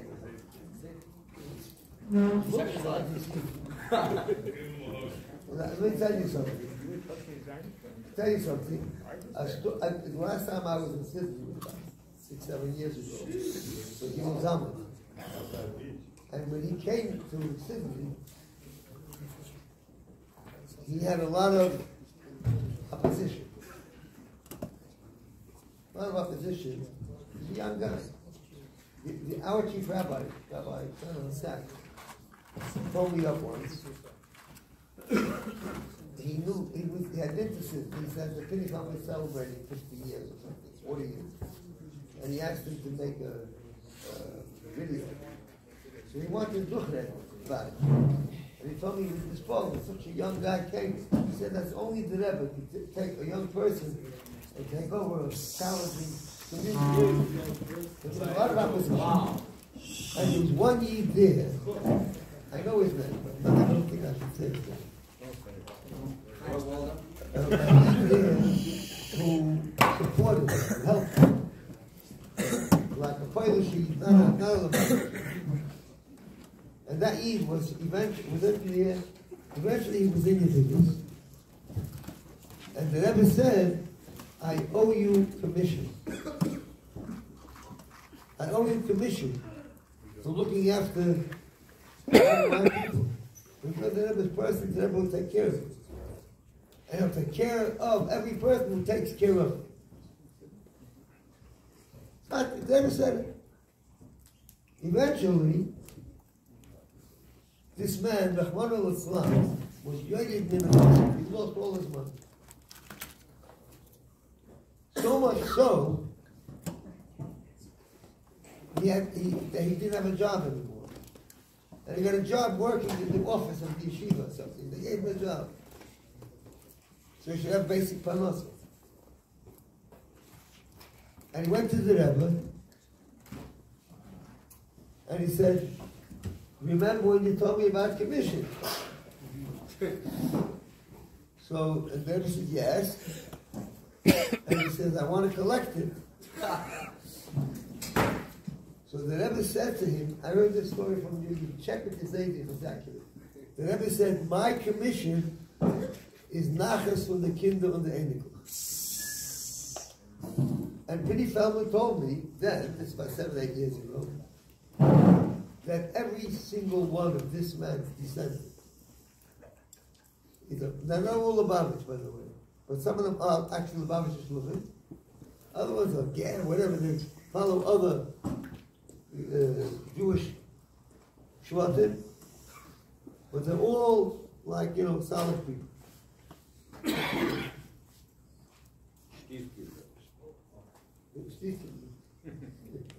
Also Pinya's grandchildren. His own grandchildren. Yeah. Like you. Besides for me, but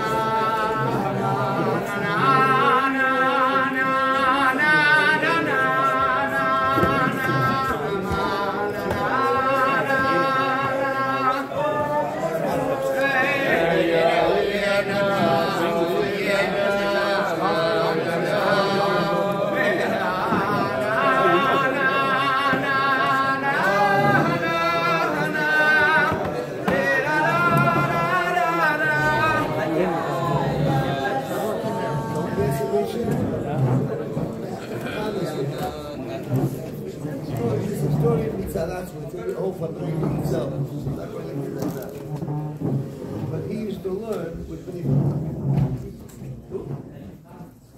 And he was about 24 years old. The family was about 70 or less. And he was niggling with him. He didn't know Aleph. When he came to 770, there was no Adar, there's no Tiferet. And he told me, he said, he felt he was more intellectually informed than the top graduate students at London. I can't whistle.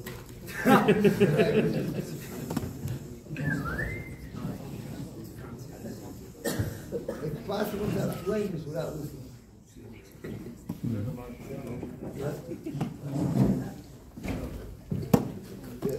Really good evidence.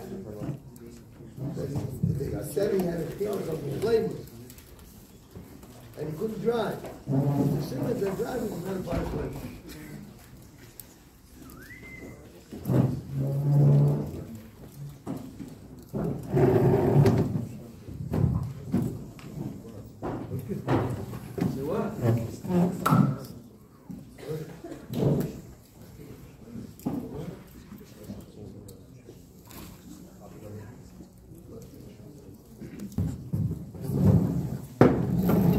That's your next Thursday.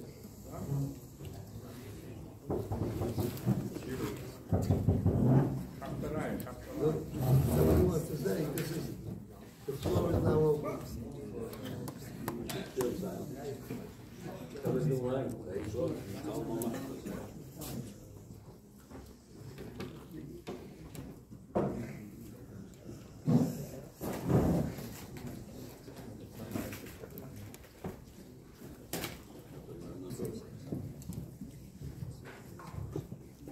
Tell you a story of a Yechidus.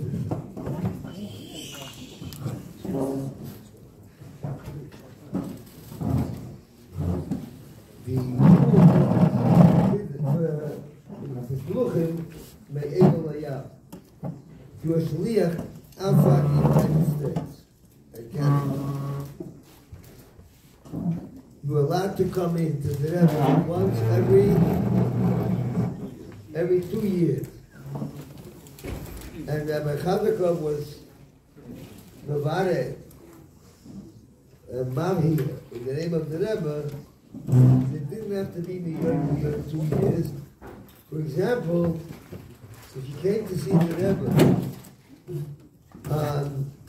for Yud Shvat, let's say, Chav Shiv, Chav Hei, you could come for Yites Kislev, Chav Shiv, Chav Zayin, even though it wasn't 2 years, mamash. A couple of months less, it meant approximately 2 years.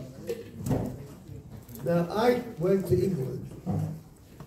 I left on Chav Hey, Chav Shiv, Chav Hey. I went to Manchester, my wife, my son, and then Sunday, before the travel, I went myself.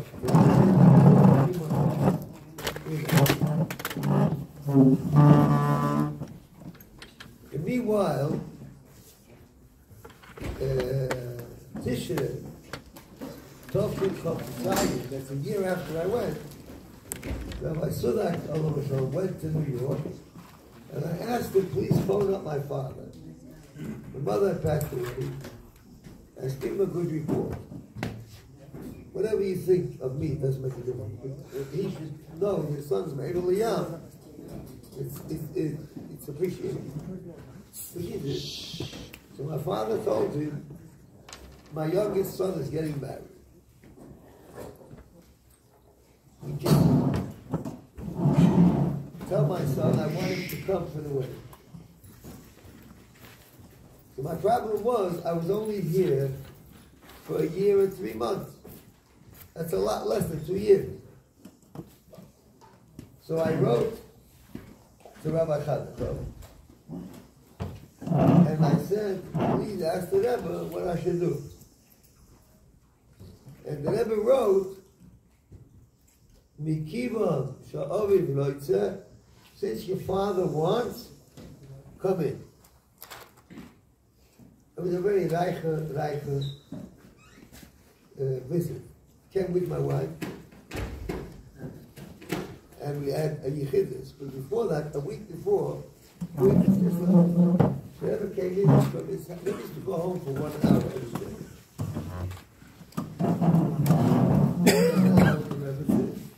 So it went on for 2 hours because it was family.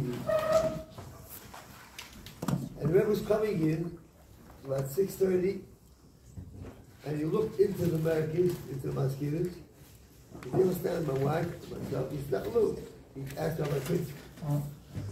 And he sort of like started walking towards there. And we stood there at least 5 minutes, maybe 10 minutes. Was a little right outside, right by the entrance where they gave $1 later on. Speaking. One of the things that Emma asked, my wife, at that time had 2 little children. You know, one was 2 years old, one was 1 year old. Couldn't go out, but on Shabbos, there were a few girls, the Baruch families, young girls, 12, 13, 15, I don't know what. From the Chabad, there's the families that were there. About 3, 4 girls. And they used to come every Shabbos. It wasn't an official movement. It was like a Farbrengen every Shabbos. Maybe they decided to get Shalosh this time. So the Rebbe, and my wife must have written it in a letter at some stage to the Rebbe. So the Rebbe said, who's looking after those girls this week that you're here? Just an interesting order. Then we went in Yechidus after Yitzhak Kislev. My brother's chassid was the night after the Yechidus. Which was probably Chof Kislev. And the chassid was Mustama Chafalam. I don't remember the exact years. And the Rebbe asked me that Yechidus, the brother was getting married. Is he the same brother that you used to learn Chassidus with?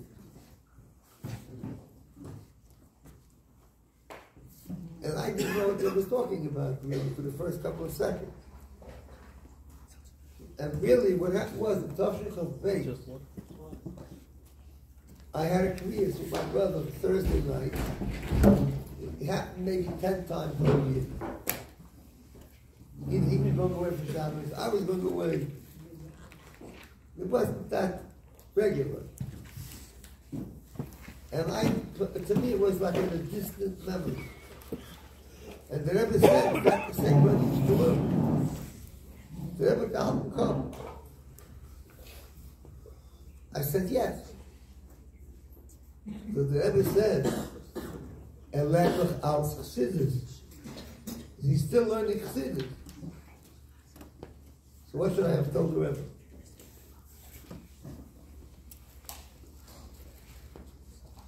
What should I have told him?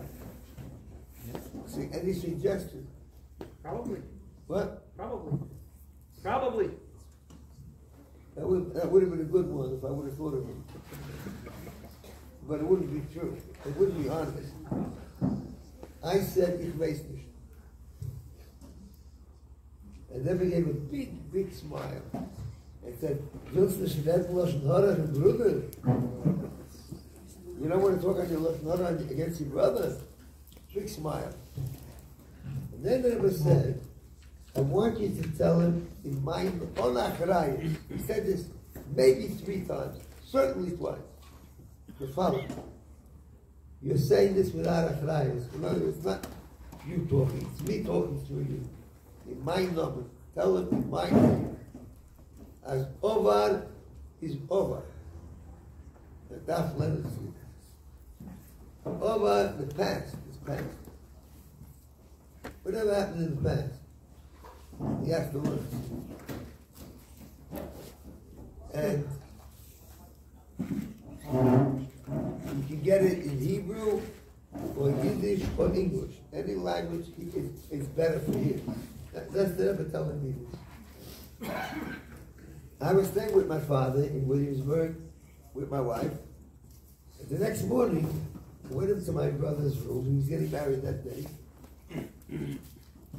And I said to the bathroom, the Rebbe. He said, really? He remembers me. Knows me. Second to the Rebbe before. Years and years before. He said, the Rebbe said, you have to. He was spoiled that the Rebbe cared enough. And remember, he was learning Torah with us. He never learned a lot. And the Rebbe said, you have to learn Chassidus. And he got married, lived in Borough Park a while, still in with China. And eventually, he lived 40 years in Staten Island, and we used to learn Chassidus with Rabbi Katzman, the Shliach in Staten Island. Now he lives in Lakewood. And then, nothing happened. Then he married off a granddaughter. This was 3 years ago. And there was all the isolation rules. It was still during COVID. So if you came to America or to England, different countries had rules, 2 weeks isolation. The Mechut was a very wealthy person, very wealthy. And they couldn't afford the time to be in isolation for 2 weeks. So he paid for the whole family to come to England. He shouldn't have to go to America and be in isolation for 2 weeks. So my brother was in England. I was in social distancing, going out, going to school and things, but I didn't really go travel at all. I was careful. But I went to this customer. It was about 2 hours public transport. Went there. And I said to my brother, remember, they never said you have to learn to sit.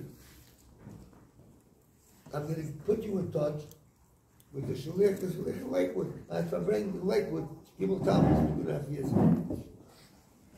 But this was a few months later. He said, fine. I came home, and our family, during the lockdown, made a minute.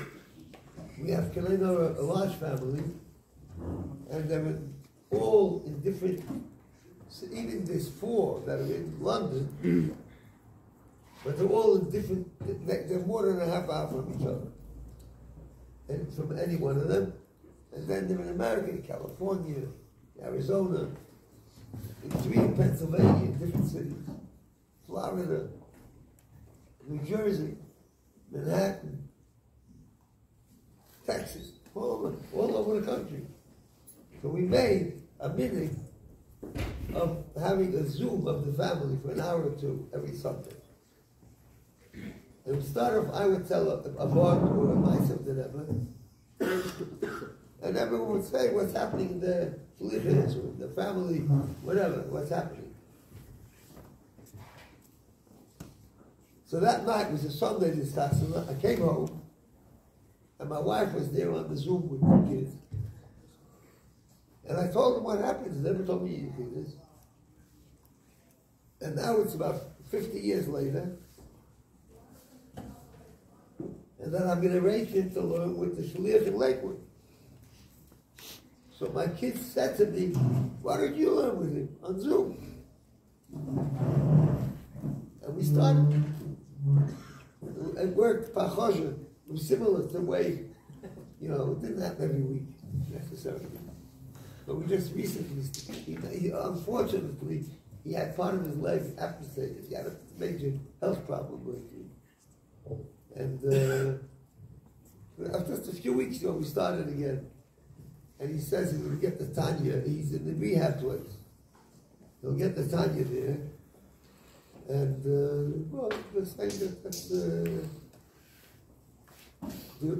big thing that I tell you from that Yechidus is that the Rebbe said, Ovad is Ovad.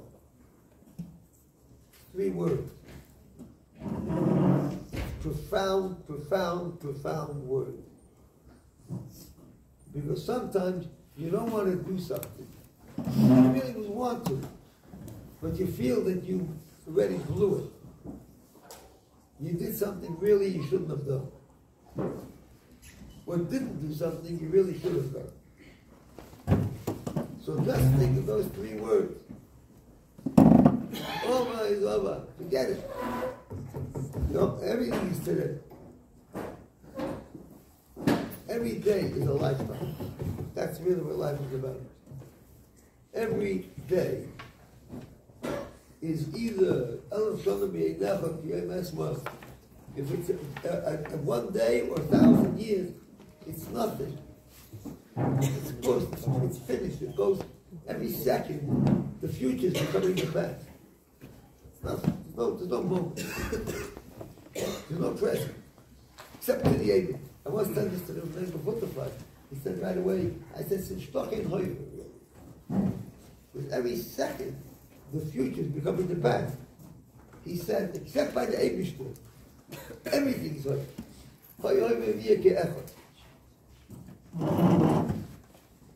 And what it means is that if you connect to the Eibishter, or you do something the Eibishter wants you to do, that's forever. That's forever. Over is over.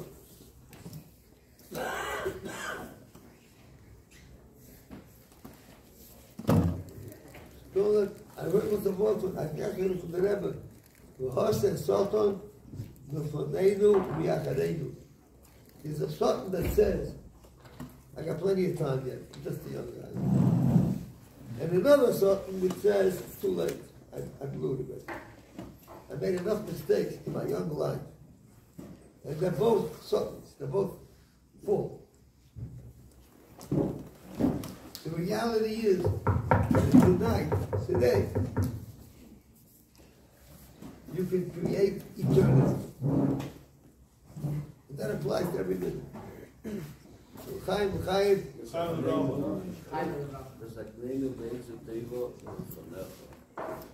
Und ich gucken weiter, nicht auf. You heard that word from the refugee. Good. And they eat a lot.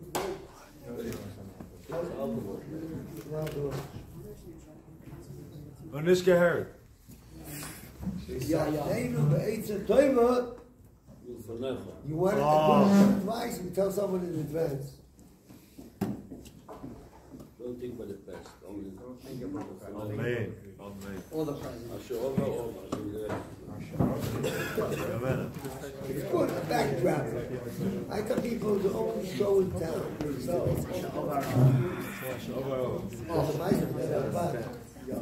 You're the silent Allah. You're a mitzvah with greater Hebrew. The place can bring you down. You got me if you have enough wine just for one meal. And the other thing, there was somebody who was thrown into prison in the time of the Rabbi. And the poets who put him into prison came to him and said, "You're in prison, but I'm a nice guy. And I'm going to give you 1 day you can join your community. You go to down with him, let him out of prison for a day." This was unheard of 500-600 years ago. You choose the day that you want to go out. So he had all shuffle. So you go, Yom Kippur, Yom Shemi Motzei. So you go Pesach. So you have 11. What day should we choose? Purim, whatever, how to smell it, you have to do it. The mitzvah to go to the meeting. So he wrote to the advice, what day should I choose? That's how we know it's in the Jews of the Rabbi. The Rabbis wrote him back, when you get this letter, that day too, the next day. You have a chance now, do it now, because that's all, the only thing that exists in this world now.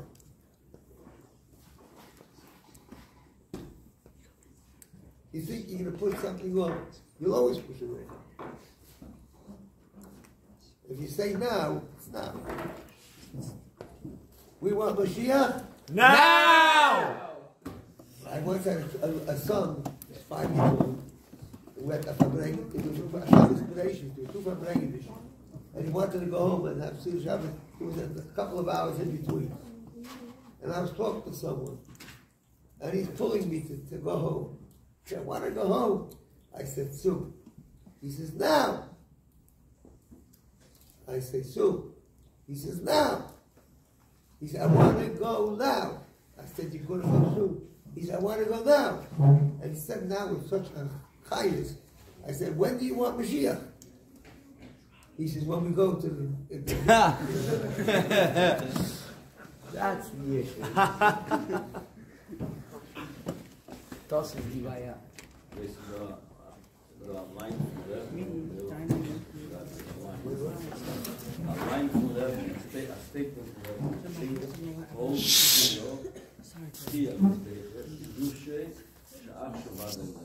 כל דחייה? כל דחייה קידוש שאח שובה ללב.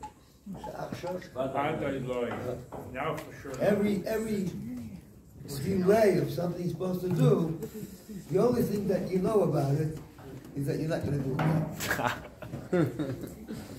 that's the only thing you can count on. The Mendel used to come, that it says in the Mishnah, even though Yachshav Emerson. So Mendel said that the Achshav is Milel Mura. Even though Achshav Emerson. What would be the Achshav? It's a mentality, in other words. There's a mentality, I can do something, do it. You do something, won't be so perfect. He once told the Ray that when he put out a book, challenge, they said they edited further. The Rebbe said, if you work on it harder, it'll be better. But it's more important that it should be sooner.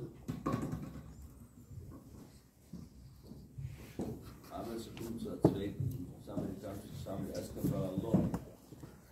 You told them we're coming tomorrow. Behind for sure. Morgen days.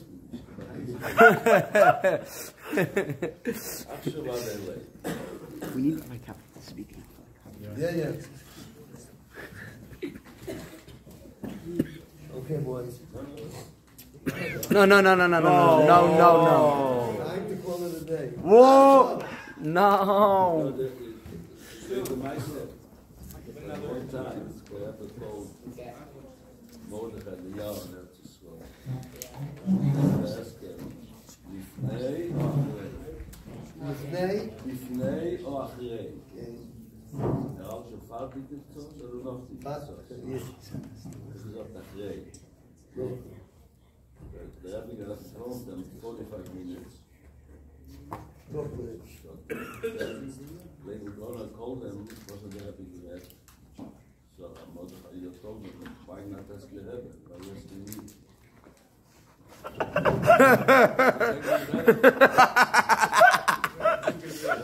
I heard this story from the book of Shmuel in Florida.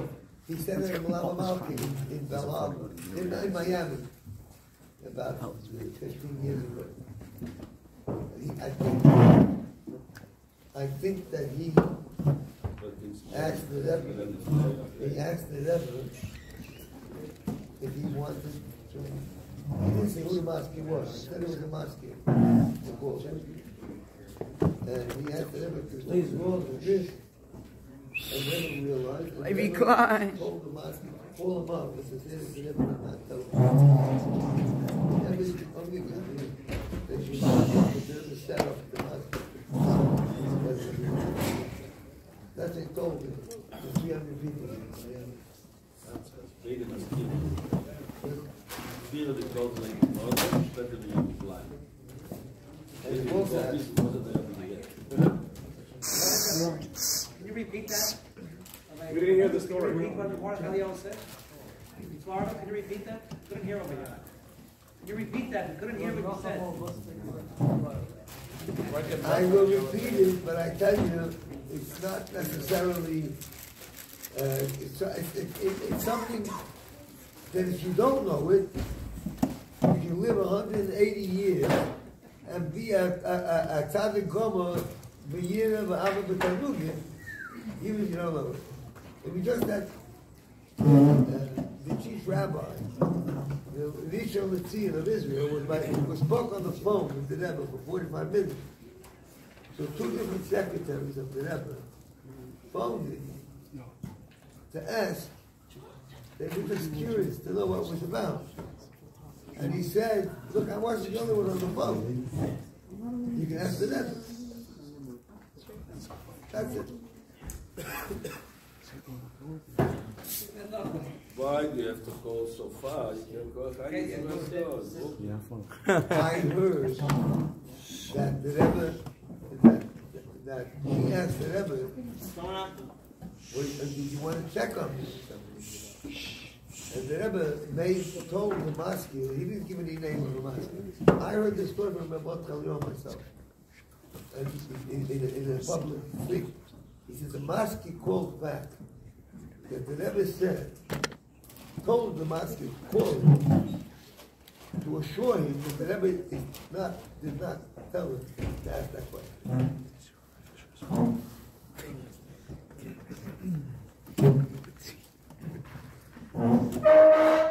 Okay.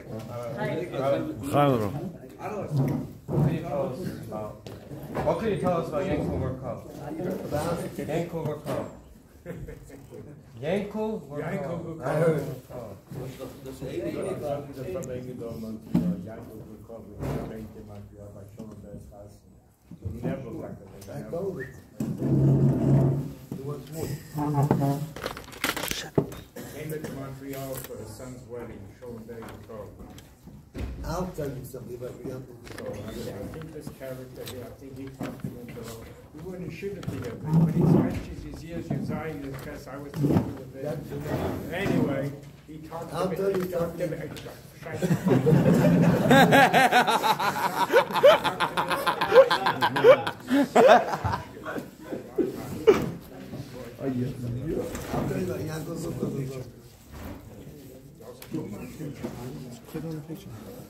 tell you about your uncle. Yankel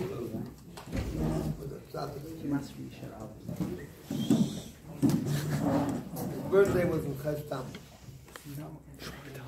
How do I know? He once told me a story. There was a little boy about 11, 12 years old, and he went swimming, and he was drowning. And a person saved his life. Pashat Mamash Shutler rescued him.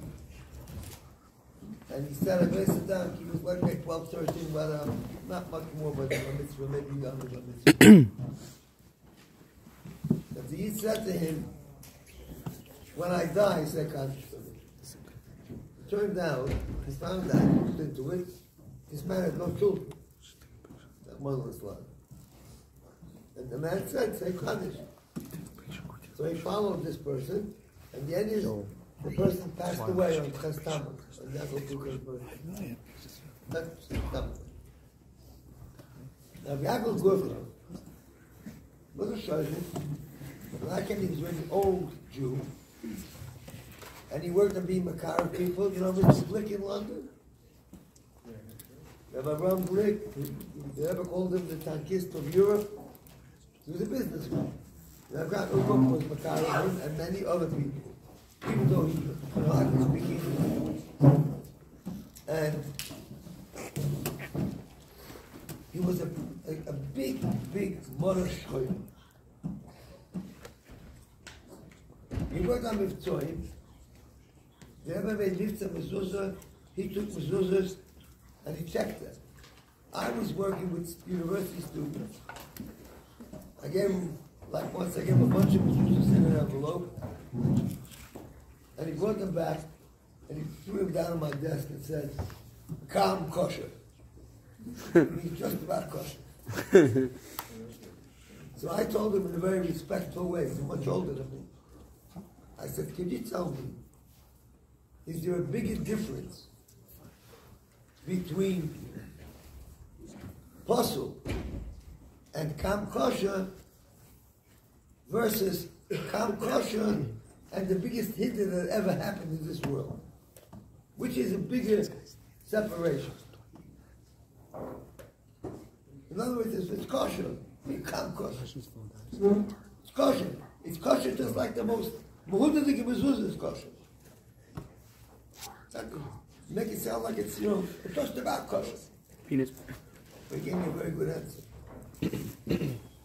He said, Kam kosher is be'ein aroich, better than not kosher. It's true.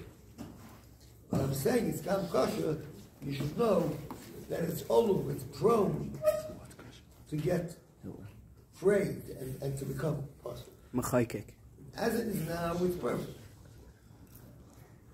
That was an answer. Another time I asked him, all this is the background for the story I'm going to tell you. It's all a story from the Yom Kippur War. Now, then, I asked him what? Why are you so monostraight? In a respectful way. He said, why are you always so monostraight? So he told me a story that he wrote to the Rebbe when he was in the Chiddush, and he told the Rebbe that he's very monostraight. What should he do? He said, they never told me, like it says in Tanya, that a person who has the Tema Morish Choyle, Kamosh, you must meet Bilimudai V'Tivah. So put it, your Morish Choyle, put it into Hasmoda and learning Torah. So he said, the Rebbe didn't give me an eitzah how to get rid of it. It's a simon that that's me. You can't do your time. All this is a background. Then it came to Yom Kippur War. Yom Kippur War, Yidden were dying. Very hard. Very, very hard. The Rebbe said, all Farbrengen, we give them Tishrei, that since it's Kodesh Tishrei after Yom Kippur, it's a mitzvah to be b'simcha. Whatever you want to achieve with Tachnun, you'll achieve with Simcha. And even more, because Tachnun is l'fiyerech, proportional to your Tachnun, will be the bracha. But to be b'simcha, it's not saying Tachnun is the mitzvah. Not saying it's a bracha. Saying is always, it depends who you are. So we were sitting Chalamot Sukkahs in the Sukkah. A bunch of Jews, including Dr. Gurka, Beryl Levine, Rabbi Shmuel, Shmuel, Tali Lowenthal, Mully Liberov. That's at least six. At least one other I don't remember at the moment. And we're trying to Farbrengen. We know there's a war going on. It was a shock. It's cold, London, October. This not in the sukkah. We're trying to make believe you're b'simcha. It's quiet. And suddenly, Yaakov breaks the silence. And he says, Ich bin nicht b'simcha. I am not b'simcha, which was typical, but this was like at that moment. It's like somebody saying, why do I need a Rebbe? He said, Ich bin nicht b'simcha. And then the other one, nameless, says, I agree with him. Who could sleep at night? You can sleep at night. The Feimish Vogel says he was an Ovid. His father had just passed away a few months before. And he said, come 7 o'clock in the morning, we can't get a minion together. It doesn't look like people have a problem sleeping. You know who's coming in the morning. And then Mully Liberov screams. He was a very, very, very big Balamuna. And he starts screaming, Falvos, nicht auf Nisim, Zog Tillim. He said, don't rely on the miracles, say Tillim. Which is itself, talk about the L'mayim Mantar. And meanwhile, in the middle of all this, was coming back from a Pula. We were already back, we had been somewhere before we stopped. And he's singing, he came with 2, 3 guys, and they're singing, so Machta came in to the sukkah, we're singing wonderful, and they were singing with the Machta. Then, Rabbi Beryl Levine told a story that happened in Russia, under the communists. He was in an underground yeshiva, which was learning, they used to learn in shul, in a Bible shul or somewhere. They were, it was illegal for big groups to gather. They had so the Rebbe, Friedrich Rebbe, had about 50 yeshivas, each one had 5, 6 buffers, learning in different places.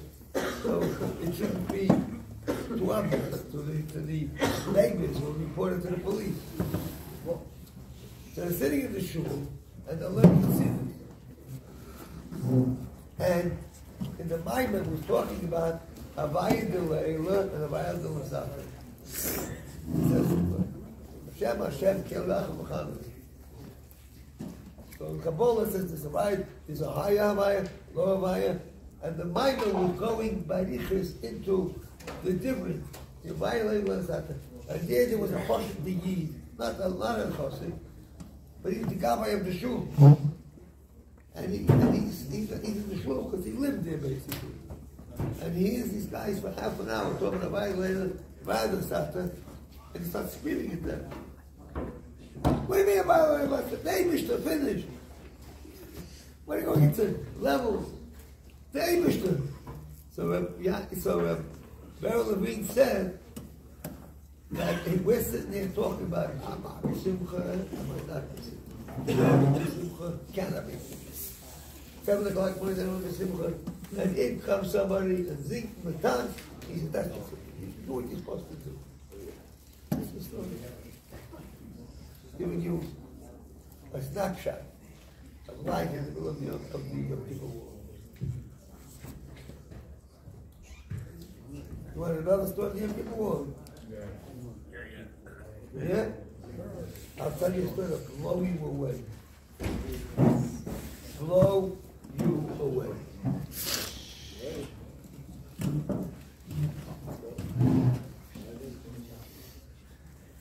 This story I had no intention of telling. I only thought it was not. There's a certain city. I'm not going to say the city because the story is still happening. Still in the middle. City in the United Kingdom, UK. And about 60 years ago, in that city, it's a city with not a single Schreiber in those days anyway, or a black hat probably. You know, modern, maybe modern Orthodox, sure. There's no real obvious. I don't know if there are any Yidden who went with yarmulkes in their work day, in their secular work. But there was a boy there, a young boy, and he loved Yiddishkeit. Yiddishkeit to him meant Shabbos going to the man, Yiddish. That was the only religious thing that he had. And he loved it. And he went to the camp, to the Machaneh in the summer. And then as soon as he was able to leave the country, when he finished learning by 16, 17 years old, he made Aliyah. And he went to Kibbutz Lavi. Ever have Kibbutz Lavi? What do they do there? Furniture. They make furniture. Sure. He went there. He was so young that they designated a couple to be like his unofficial parents, to look after him. This must be 55 years ago. And then came Yom Kippur War. And he was Meguyas. He was called up, like everybody else. And he was one of the nearly 3,000 died in the Shabbos that died on Kiddush Hashem. And he had a sister. His family was just a brother and a sister. And his sister became very fapistic, very, very negative to anything Jewish. Not because he died. He looked and believed in it. He died for his country, for his people, for his religion. It's Kiddush Hashem, it's Zuchos. But she felt that the community was insensitive to the plight of her mother. Whether she was right or wrong, it's very, very likely she was not even right. But she felt, and she went away from shul, she went away from anything Judaism and anything Jewish. She made it a business to marry a goy. That's what happened. Now, that goy and that Jewish woman had 2 children, a boy and a girl. And then Chabad, a shaliach, came to that city because there's a campus there. He's a campus shaliach, but he deals with the town also. And the couple, now an elderly couple, 50 years later, this story happened about 5 years ago. So 45 years later, 50 years after he went there, this couple is now older people, and they heard Chabad as a shaliach did. So they called him up, they told him the story, I heard it from him. They called him the shaliach, and they told him about this woman, and they said, be makar of her. Look her up. So what's her name? What's her address? Phone number, email, Instagram, whatever. TikTok. Snapchat. You know, it didn't know any identifying screen name or anything. But the shliach, he worked hard, and he found out exactly who this woman was, and exactly where she's living, and exactly what her phone number is. And he decided he's not going to phone her. He'll go to the house direct at 6 p.m. Why 6 p.m.? Because 6 o'clock, whoever works in the day is home. And whoever's going out in the evening hasn't gone out. Made that cheshbon. And there was Magic Shluchim, and he went with a bacham, with that yichud. He went to the house, knocked on the door. There was no answer. But he decided, he can't be it. He waited. And then 15, 20 minutes later, comes this woman with 2 daughters. And she takes one look at the guys with black hats, waiting to talk to them. And she said, give me 5 minutes to straighten out the house, be more respectable. She called them in. And they said, look, you have kids. Do you mind if I try to get in touch with them? She said, my kids were brought up with 0. 0. My son was in a shul once in his life when he was 4 years old. What was it? The Kippur, Tisha B'Av. She was just later on the Raya Chassid, didn't know. Doesn't even remember, just know that he was once in the shul. So you have nothing to really. On the other hand, my children were brought up to be polite. So if you get in touch with them, do what you want. The adults, they're in their 20s. You want to get in touch with them, get in touch with them. So the shaliach got in touch with his son. It wasn't the daughter I'm not talking about. I'm talking about the son. And he came to him, and he brought what's called a term card. In the universities, they have programs, and there's 3 terms in the year in England, in the university. There's autumn, there's, one second. There's autumn, there's spring, and there's summer. There's no winter. That's what they call it. And every term, these special societies, the groups, at the universities make up what they call a term card. It looks like this. And they'll say, autumn term 1984. They'll say Chabad of Cambridge, or whatever it is. And inside, it'll say what we are. Every Friday night this term, it's 10 Friday nights. One Friday night, Israeli ambassadors. One Friday night, some from the PLO will speak. Another Friday, Shabbos is a Russian Shabbos. All the students from Russia will make borscht instead of chicken soup. I was once at that's the Shabbos in Cambridge. This was not Cambridge, but the community. And all kinds of different things. A lawyer will speak, Jewish future, marrying out. Then another page is all the shiurim, regular shiurim, like every Monday is Pasha and pizza. And every Tuesday is lunch and learn. And every Thursday is challah bake with the Rebbe. They're doing a lot of Chabad houses.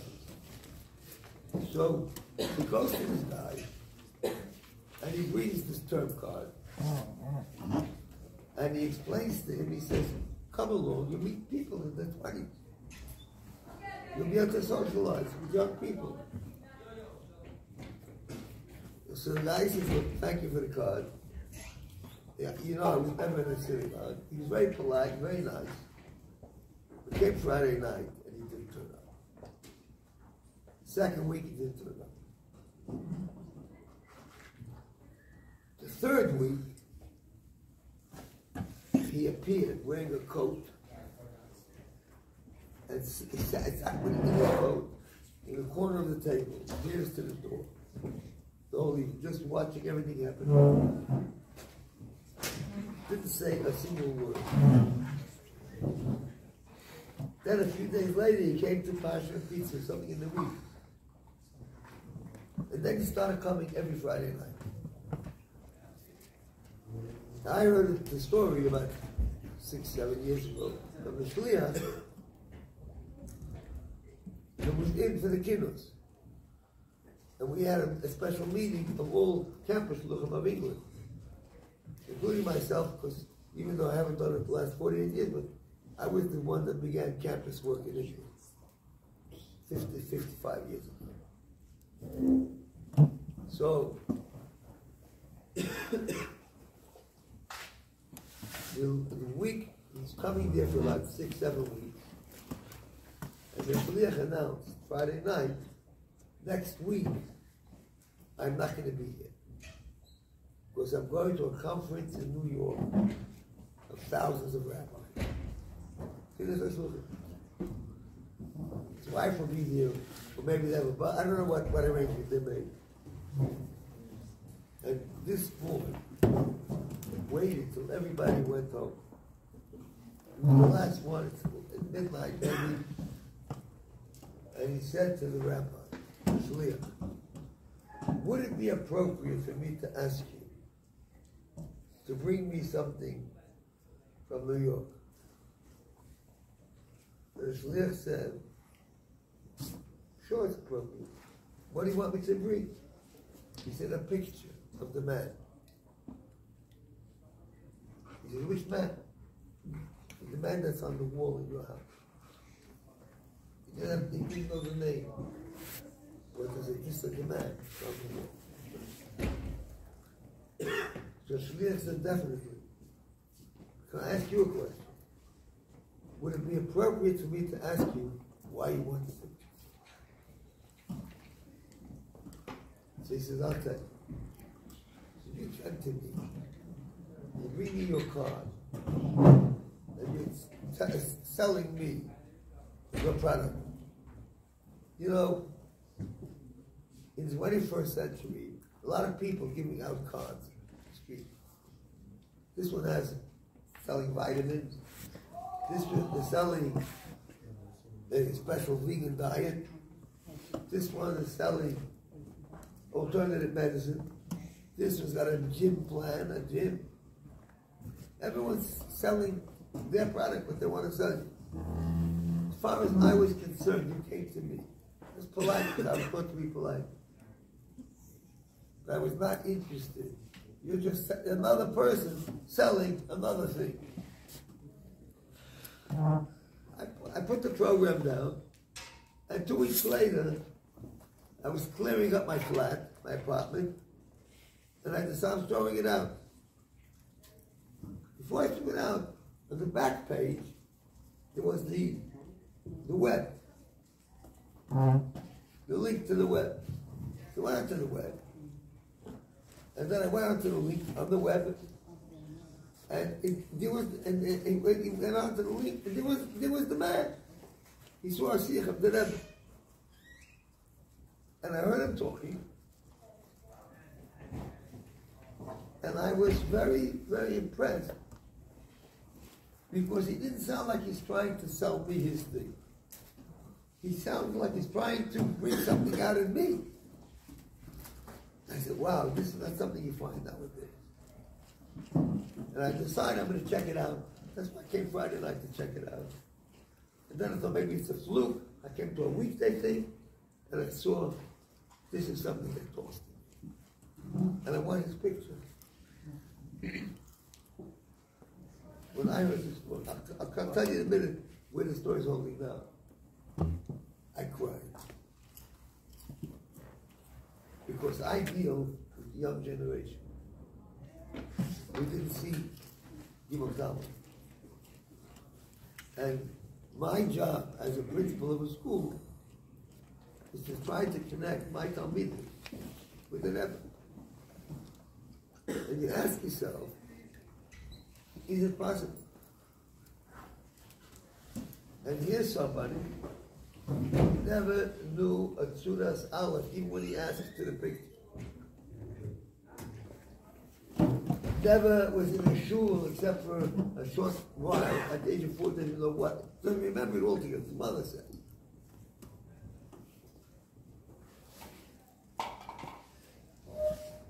Living in a town, when you never went out, you go in London, you're going to meet him from a Yid, somewhere, here and there, New York for sure. But he's living in a town we never in his life.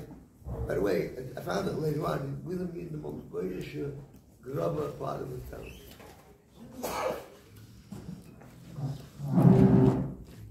And he felt that Rebbe is being Ba'odah Ma'yichid. That's felt to Rebbe. This was the Kislev time. And the Shlich told the story. And I made him tell it over to me personally, and I cried. Because I was moved. And then, about 6 months later, Pesach time, I had to call him to Shlich about something. I said, what's happening to this guy? He said, he's still coming. Then I met the Shlich in the summer, hello, when we had a kiddush of Shluch in England. I said, what's happening with the guy? I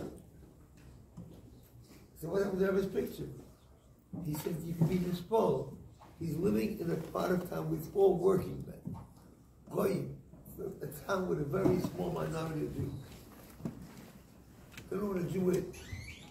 And you go into his house, and there's a wall with a big picture there, but nothing else on the wall. I said, does he put on tefillin? He said he has a direct connection with the Rebbe, that's it. If I come there, if I bring tefillin to the house, I'm not tefillin. But he is the chassid of the Rebbe. Then it went by another 6 months. Whatever. I talked to Shliach maybe 2 or 3 times a year for practical things. I said, what's happening with the guy? He said he's dating a Jewish girl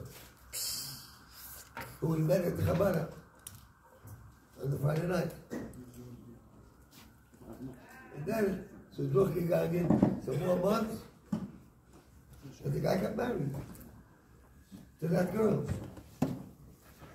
American. And he sent me pictures somewhere. He sent me pictures of the chassan. First they checked, the nearest Besdin was Manchester. Very, very machmir. They did all the research that everyone is 100% Jewish. And at the chassan, you see there a good minion of people with beards and black hats and things which that whole town doesn't have. Except for and he's had a couple of kids since then. And they come out, he's a Jewish balabas.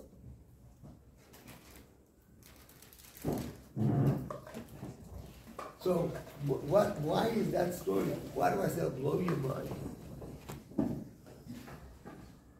Because it's saying that in today's world, with 1,000 times less than everyone in this room has, with 10,000 times less, we can connect. We can connect. And the Rebbe is the one that will bring out you. Not your obligation that the Rebbe needs you. There's a level that the Rebbe needs you, the Rebbe needs you. But it's not here that each of us connected is experiencing a different dimension of living, of neshama, than you ever would have felt any other way. That's my story. Chaim, or Yeah, we need another story. what? This is the coming attractions. I can tell most stories, you know. They were what? Other guys know that Farbrengen is not the regular spider. In all the years, it only happened a few times. This character will tell you exactly. If a weekday Farbrengen, the Rebbe would call out, and now I know I was there. I know about more than once. Shmuel Luz which is very big in the history. It's a block. I can't fill it by hand. We told people to say, Chaim, the Bochum, there's only a few. This character is one of them. Wow. Like unhard and stop it from I want to be accurate. Oh, here we go. He wants to be accurate. Self-praise. No, they never called me up a couple of times. True. 3 times. Thank you very much. That's true. Yeah, Not saying that. He called me up to get mashkin. He said, so Moshe fell. When he was on Klich, this was beautiful. You can on the face. I was Right there. after the of the 4 keepers, ever said, these 2 new officers, I thought fellow was there. And he pulled up a rebel shop, just moved to Philadelphia. And Moshe just moved the one before that to Minnesota. And he said, the Shmuel, who will move? They'll never find the Shmuel. And he gave me mashkin. Moshe fell. When he called out, Shmuel Luz was on the Chai. She's older than me, so I tell you, it's not once. It's more. That was good. 100% sure. It's not mine, then I don't care what he says. He's absolutely nothing. He said more than one Shmuel Luz was on the Chai. He called me up to get mashkin. When the Tanya in English, he called up 2 or 3 people. He said all the people are me. But he said my name, 2 or 3, including myself.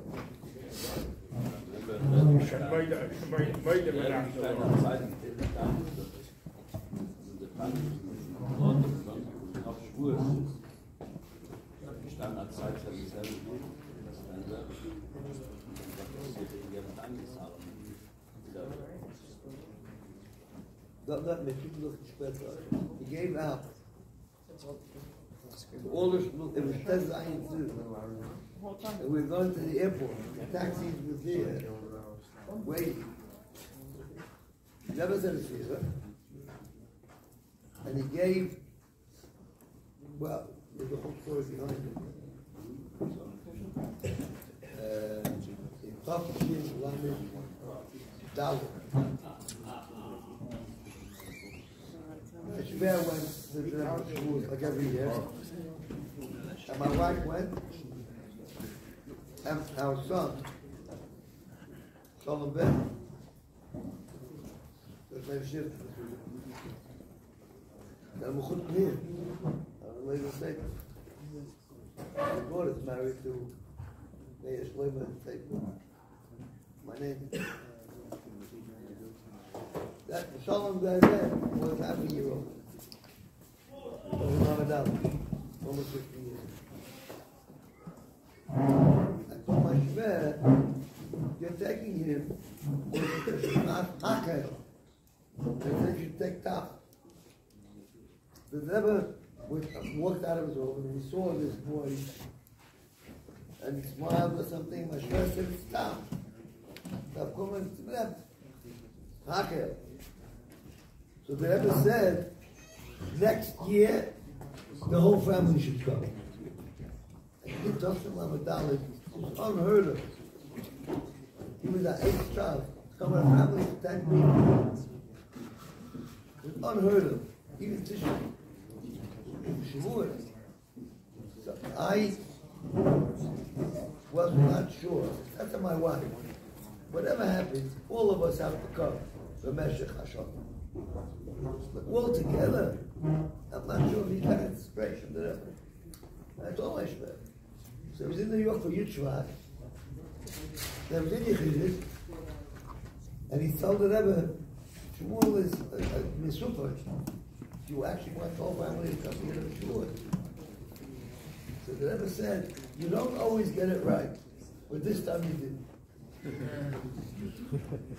I said, the first half of the sentence was proof for me for the second. Anyway, so we all came. Now, that Lamadal with my Shmuel came a girl who used to eat, the family which came up to her. And then they were Yodim, and then they lived in Stanford Hill. The house was she used to eat in school every day. And Shabbos, Friday night she ate by us. Shabbos she ate by Shabbos. And I used to walk her home to the block. And 1 week Yitzchak Groner was staying. And I said, I'll be back in 10 minutes. So I have to walk her home. He said, I'm coming with. So I'll come with. So I used to walk with her every week. And across the street from her house, I stopped and waited till she went in, but I didn't go till Mama to the house. This was the simon when you walked ever home that way. You used to walk till across the street, and the Rebbe would signal to Vayochel.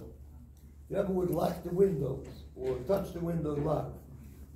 Take away the window shade, and I maybe it was a simon. Thank you very much. So I used to walk her. I used to say, this reminds me of walking with the Rebbe, and I waited across the street when she went. So I would go with Yitzchak Groner, and I said to him, this was how we used to walk the Rebbe home. He said, what do you walk the Rebbe home? You didn't know the whole thing. It was only 80 years.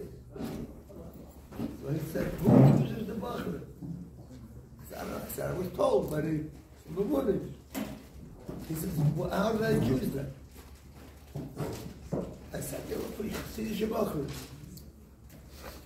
And it's in the middle of the street, Stanford Hill. He screamed.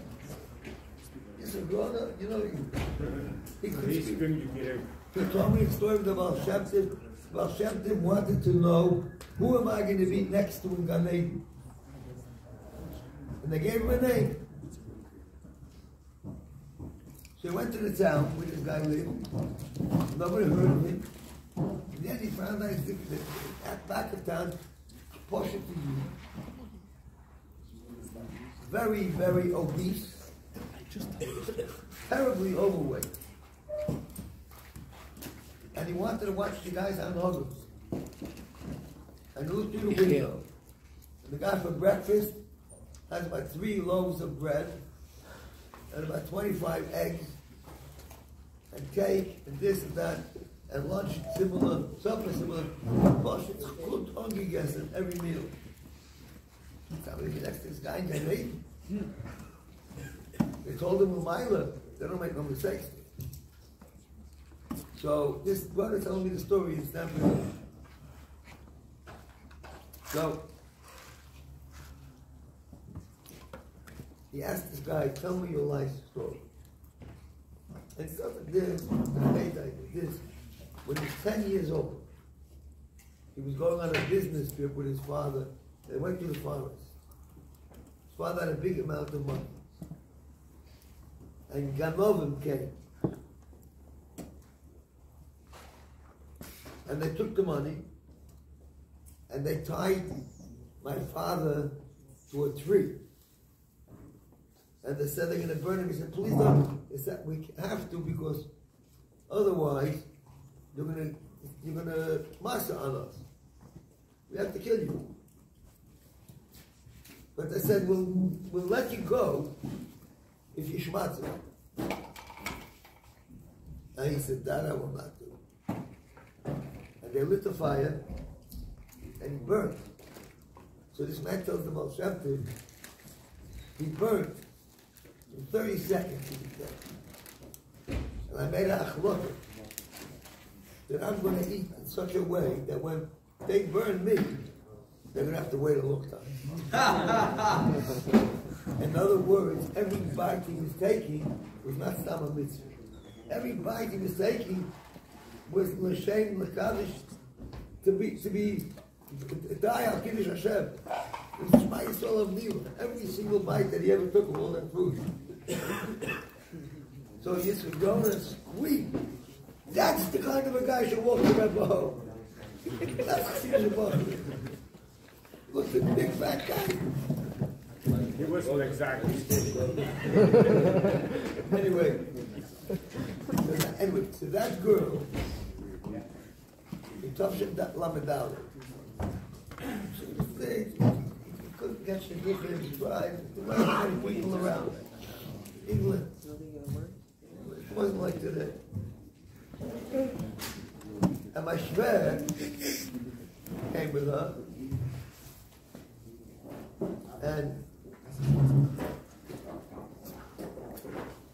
my wife actually suggested a sort of shidduch for her of one of the line, a bacha, who was there with the people from England. And my shver said, I don't have time for it now. I'm going into Yechidus in a few minutes. You know, remind me a different time. Back in England, whatever. And he went to Yechidus, and the Rebbe said, I want you to find a shidduch for that girl. The Rebbe said, I'll pay you shadchonis. So my shver came out and he immediately looked on my wife. He said, 1 minute. What were you saying about that? And a few weeks later they were engaged. That summer, Toshalam Dalit. My shver, it's a boss of English, he's a shliach of a town. The Rebbe, my shver wrote to the Rebbe, a telegram. This girl is engaged. I'll let you know what I want for Shakon. It's in the telegram. And that's it. The next year came with 74 Tanyas, Satsina, that's English, Hebrew English. And he wrote to the Rebbe that you promised me Shakon. What I want is you should give a Yechidus to the Vad, 4 people who worked on the Tanya, and give each of us an autographed Tanya that you should sign, and I will consider the Shakonis paid in full. The Rebbe wrote back, the answer is a hell-like loy. The Rebbe wrote back, when you wrote about Yechidus, on that word, the Rebbe said, Yechidus, all the doiris was only special moments, special occasion, and the Rebbe would not do Yechidus. Elo, Namoy Bachutz, the Rebbe said, I'll stand outside and say a few words and give you the time. Now in Giluyim, which is bigger? You ever standing out there? There were people coming in cars and they thought this is the Isgalis, Mashiach. They parked their cars and they ran right to 77. They were standing outside in a beautiful sunny day saying Mashiach.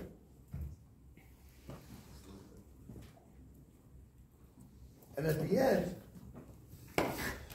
the Rebbe gave, there was 2 sichos the Rebbe said about that Tanya already. One was Erev Shabbos, and one was Shabbos Nosor, Yud Beis. This was the science. So the 2 sichos, there was already a halacha, and the Rebbe made corrections and additions on it. And but the 4 Tanyas which the Rebbe signed, he wrote Lamaskeres, Ishus Hagar Shavuos, Toshel Lamadei, Lamaskeres, Shmuel Kodesh, and in those, each of those 4 and 2 others who were really on the Vad, but Mashved didn't ask to them, that they got a copy of that Sikha, which with the Hagoyes, but not the Rebbe's. The Rabbi Grona wrote out copies, the Rebbe's Hagoyes from the Rebbe's copy onto a paper, and there was a photocopy. Those 6 people got that time. All other shluchim who were there from English-speaking countries, for example, Rabbi Grona, for example, Rabbi Shapton, for example, myself, all shluchim from English-speaking country and balabashtim from England were given by the Rebbe V'yodai HaKadosh that Satzino Tanya, all boys, all children like my sons that were born then, and all shluchim to non-English speaking countries, like Rabbi Ashkenazi from Kfar Chabad, received a small Tanya printed in Kfar Chabad, V'yodai HaKadosh. And the girls were given $1 for the lighting candles the first year. And Neshek started Chodalet Elul Tovshin Lamed. This was Tezayin Sivan, less than a year. It was 9 months after the Rebbe made the bill. Even dollars. And then the Rebbe called me up. That's not one of the times the Rebbe called me. I never knew until about 5-10 years ago. Your cousins, Rabbi Nachman Shapiro, my Mechut, he just told me a few years ago, he was there, standing near the Rebbe. And the Rebbe said, Ich will have his given to Shmuel. He didn't know what to give. So the Rebbe took out of his pocket his own copy, the original Ksav Yad Hagoyes on that season. He pulled me up again, gave it to me, and he said, Machen a photo start in England and upschicken today. Those words. And then he picked up 2 hands and gave me a big smile. And I told my wife, I'm very scared. What's going to happen? I was on the plane. I got off the plane. I said, it looked like a goodbye. That's what I said. And the next year, exactly a year later, I had meningitis. And I was waiting. I was 3 weeks in the hospital and whatever. Baruch Hashem, still here. Anyway, so now, so I took this thing, Lipa Brennan, now, he was a bacher, and he had a photocopier there for Shabbos, whatever. He had access to the photocopier in cars. He heard the whole thing. He said to me, I'll make a copy right now. He's got to go to the taxi. He made a copy. I made a copy anyway in English, whatever said. I sent it to New York. And I wanted to be sure that I sent a letter, even with money. All right, if it doesn't get there, it doesn't get there. But here, they never said today. So I called up, what? Send back the copy. The original, and I called up Rabbi Klein. He said it was received. Then I got to the Rebbe. It might be the only time I got to the Rebbe on this camel, like from mosquitoes. And in it was the printed sikha of all the three. The printed version. And I asked Rabbi Klein, did the Rebbe personally put that sikha into that envelope? And he said, yes. I said, I knew it. He said, how do you know? I said, because it didn't have the Shabbat. No maskir, the Rebbe says, send the sikha, and it had no staple in it. It was like maybe the first version of it. That's the story. Next week is the continuation. Okay, boys. You're tired.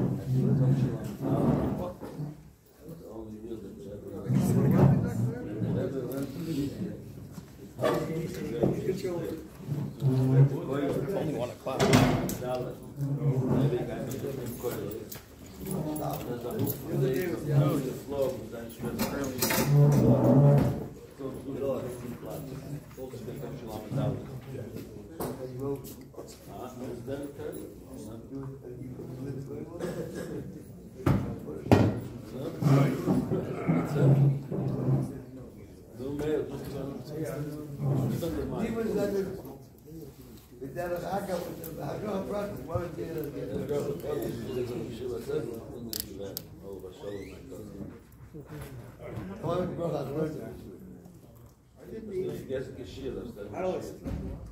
Yes. Huh? How many is here? 2? Sound good luck.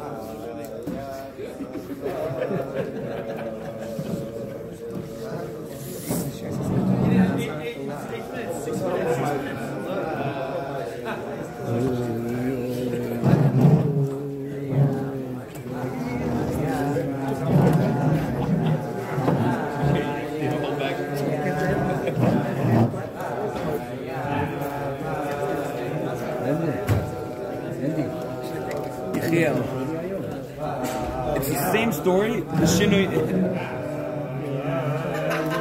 Shinui Noschais. Huh? Shinui Noschais. Different Nusach.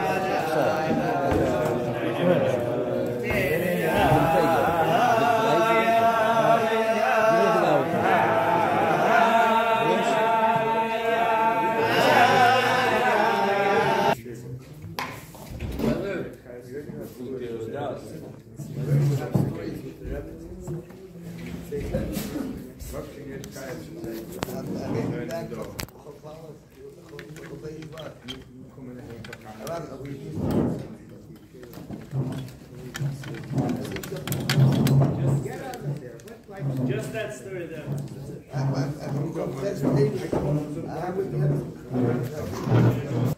But I told him this thing, and because he went to Shabbos Bereshit, 6 people went.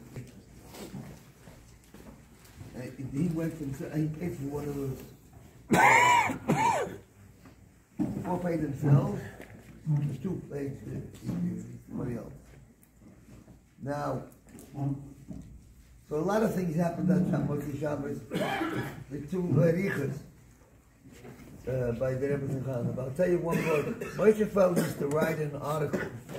It was called "We Travel to Educate." It was like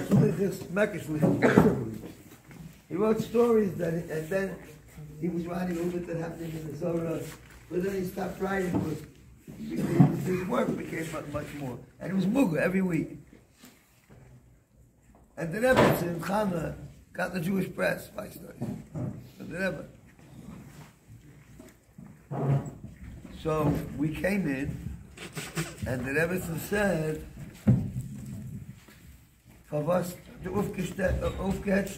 why did you stop writing? So he said, it's the tuich. Now I'm doing it. But she was very quick and sharp. She said, schreiben is euch. Writing is also doing. Very sharp. Very sharp, quick. Another one-liner, just one more. This I heard from Handel Lieberman on Yud Shvat HaGodel. Shabbos Yud Shvat Tashon Lamed. Went to his house for Kiddush. And he said, he told the Rebbe Zinchana,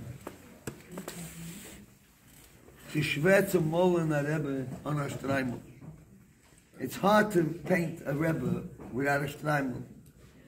And she shot back, the younger suchen Rebbe and the alte suchen streimel. See, the young people are looking for a Rebbe, and the old people are looking for a streimel. It's a very deep word. It's Giluyin. You're looking for a dollar or you're looking for a Rebbe? You're so sharp, I'm telling you. You're very sharp, very quick. And the Rebbe said also, by the way, the Rebbe said, what? You used to say the Rebbe takes after his mother, not his father. His father had a head for learning it. She's very sharp, boy, when you boy. Yeah, I'll tell you a story. I'm going to tell my story. When a Bacha comes over to me, Bacha tells me, it's the first day Shmuel. So I got married for faith. Gimel, Dabel, for raise. I don't know. Over 50 years ago. Someone comes over to me, Zalman Duchman, Paris Mochkin, and Bencher Shemter, came to Rabbi Zinchana. Basically, Asher took Shmuel was the Milchik starting.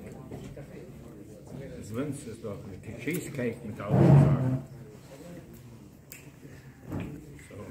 When he wants to me, let's get away. I don't know. I don't remember. One of my guys, and I had spies always going around giving me information.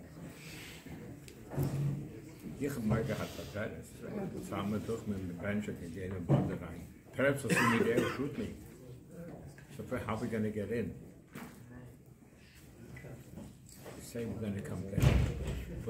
Prepare. Okay, so I go with another book. You go? I went another book. I forgot what it was. To go to the...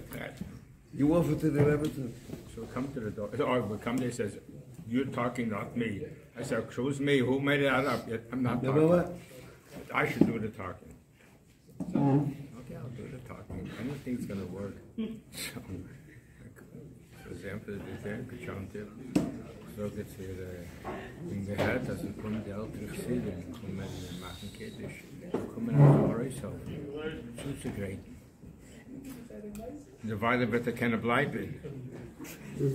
No, they get finish, you know, like once it's cooked, you know, kommt rein. So we helped a little bit. I would sit in parents. Just so we could say that. Anyway, what we hit in another room, we hit in another room. And the parents thought, with their recollected a bit, the half. What?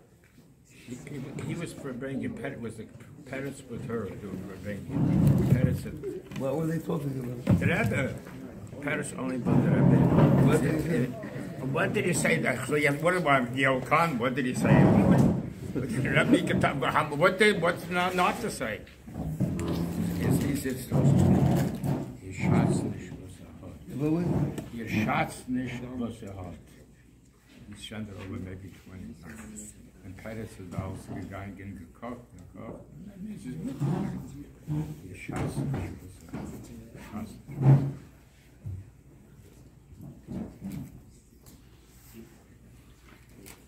I never heard She about came down. She came down once when the so I was upstairs. So I had to talk to somebody. I thought, oh, anyway, I'm walking down the stairs, and there were some people going behind me. I started walking down. Boom! She's walking in front of me because the woman went out later. We didn't see the woman altogether. So. Then I knew she's going to go into the Rebbe, and I was right behind her, and I knew she's going to go into the Rebbe, and the Rebbe is going to open the door. He's going to see me. I'm standing up. Shouldn't see. The guys were listening. No, May, move. I said, here, take a look. I have, take a look at what's in front of me. Anyway, she comes her up, and she clapped up in tears. What? She knocks on the door. She doesn't answer. She knocked 3 times. He doesn't open the door.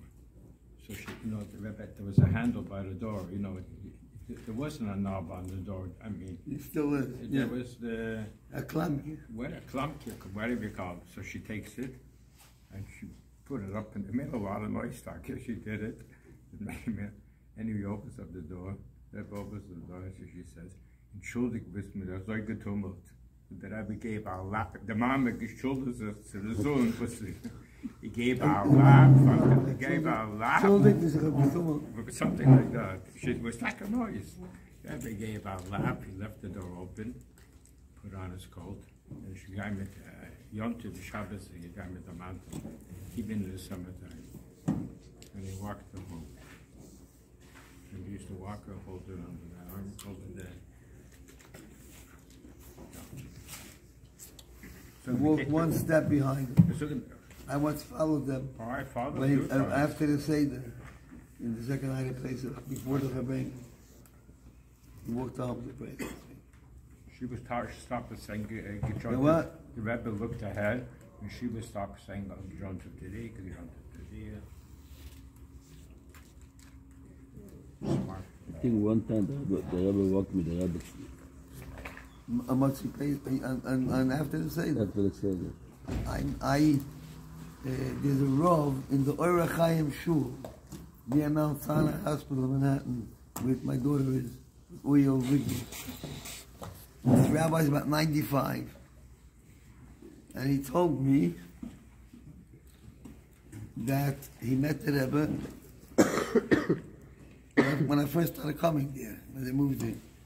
On the second night of Pesach, Tovshin Yud Beis, I think. After the Seder, he was engaged or he was married. His collar was from Crown Heights, and he met the Rebbe walking the street, and he said, "Good Yom Tov." The Rebbe was going with the Rebbe. The Rebbe used to meet the Rebbetzin outside the Koilel on Union Street. One time. Rabbi guy in the front, the Rabbi warten auf ihn, he wait a little. One time the Rebbe was late coming home on Friday night. She got nervous. And the Rebbe Chayimushka came out of the house. And she asked the Bacha, and was there Farbrengen today. It was very, very late. Much later than she expected. And he said no. So she said, does he mind going and checking, seeing where? And he started walking. And then the Rebbe was walking behind him. And they see the Rebbe turning into Brooklyn Avenue. So he had to run away. So the Rebbe said, you don't leave a woman alone in New York at night.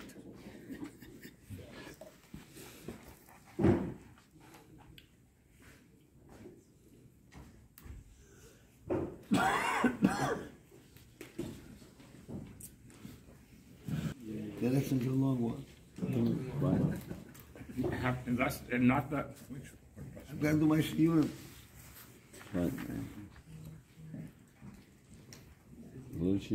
I'll tell you a story. How long would you? It'll take at least minimum of 10 minutes. No, take 10 minutes or so. This story.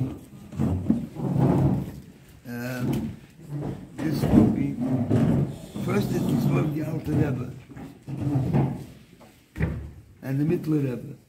The famous story of Kol Yeled Bocher. The baby was crying, and the Mittler Rebbe was so verton. They didn't hear, and the baby fell, and the Alter Rebbe picked her up and rocked her to sleep. And he left, and the Mittler Rebbe didn't notice anything. He later was upset. Okay. This is a story about the Lnedבות. If I came here for Hey Tavis, I would tell the story. But since I'm not, I'll tell it here now.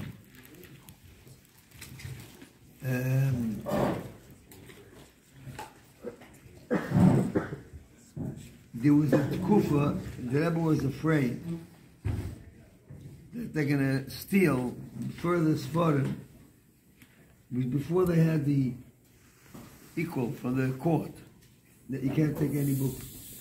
So they made a mishmoris, learning outside the Frierdiker Rebbe's apartment the whole time. And this Bacha, his name is Moshe, now he's a younger man. His name is Moshe Meir Vogel, who lives in Pittsburgh. He was a Bacha, and he was learning. And this was like the summer of Memhei, probably. And he went to England for a simcha, and he came back. He had asthma, but he had a very bad cough. And he was sitting alone with a chavrusa, when a horse, suddenly, the Yama Klein comes up. And he has a big jar of Schneesens honey from Kfar Chabad. And he says, the Rebbe sent this up, and he says you should have this with tea.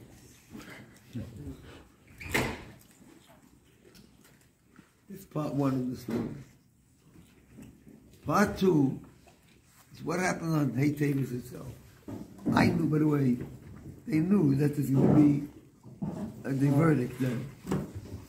Because I was leaving New York on Gimel Tavis, Sunday night.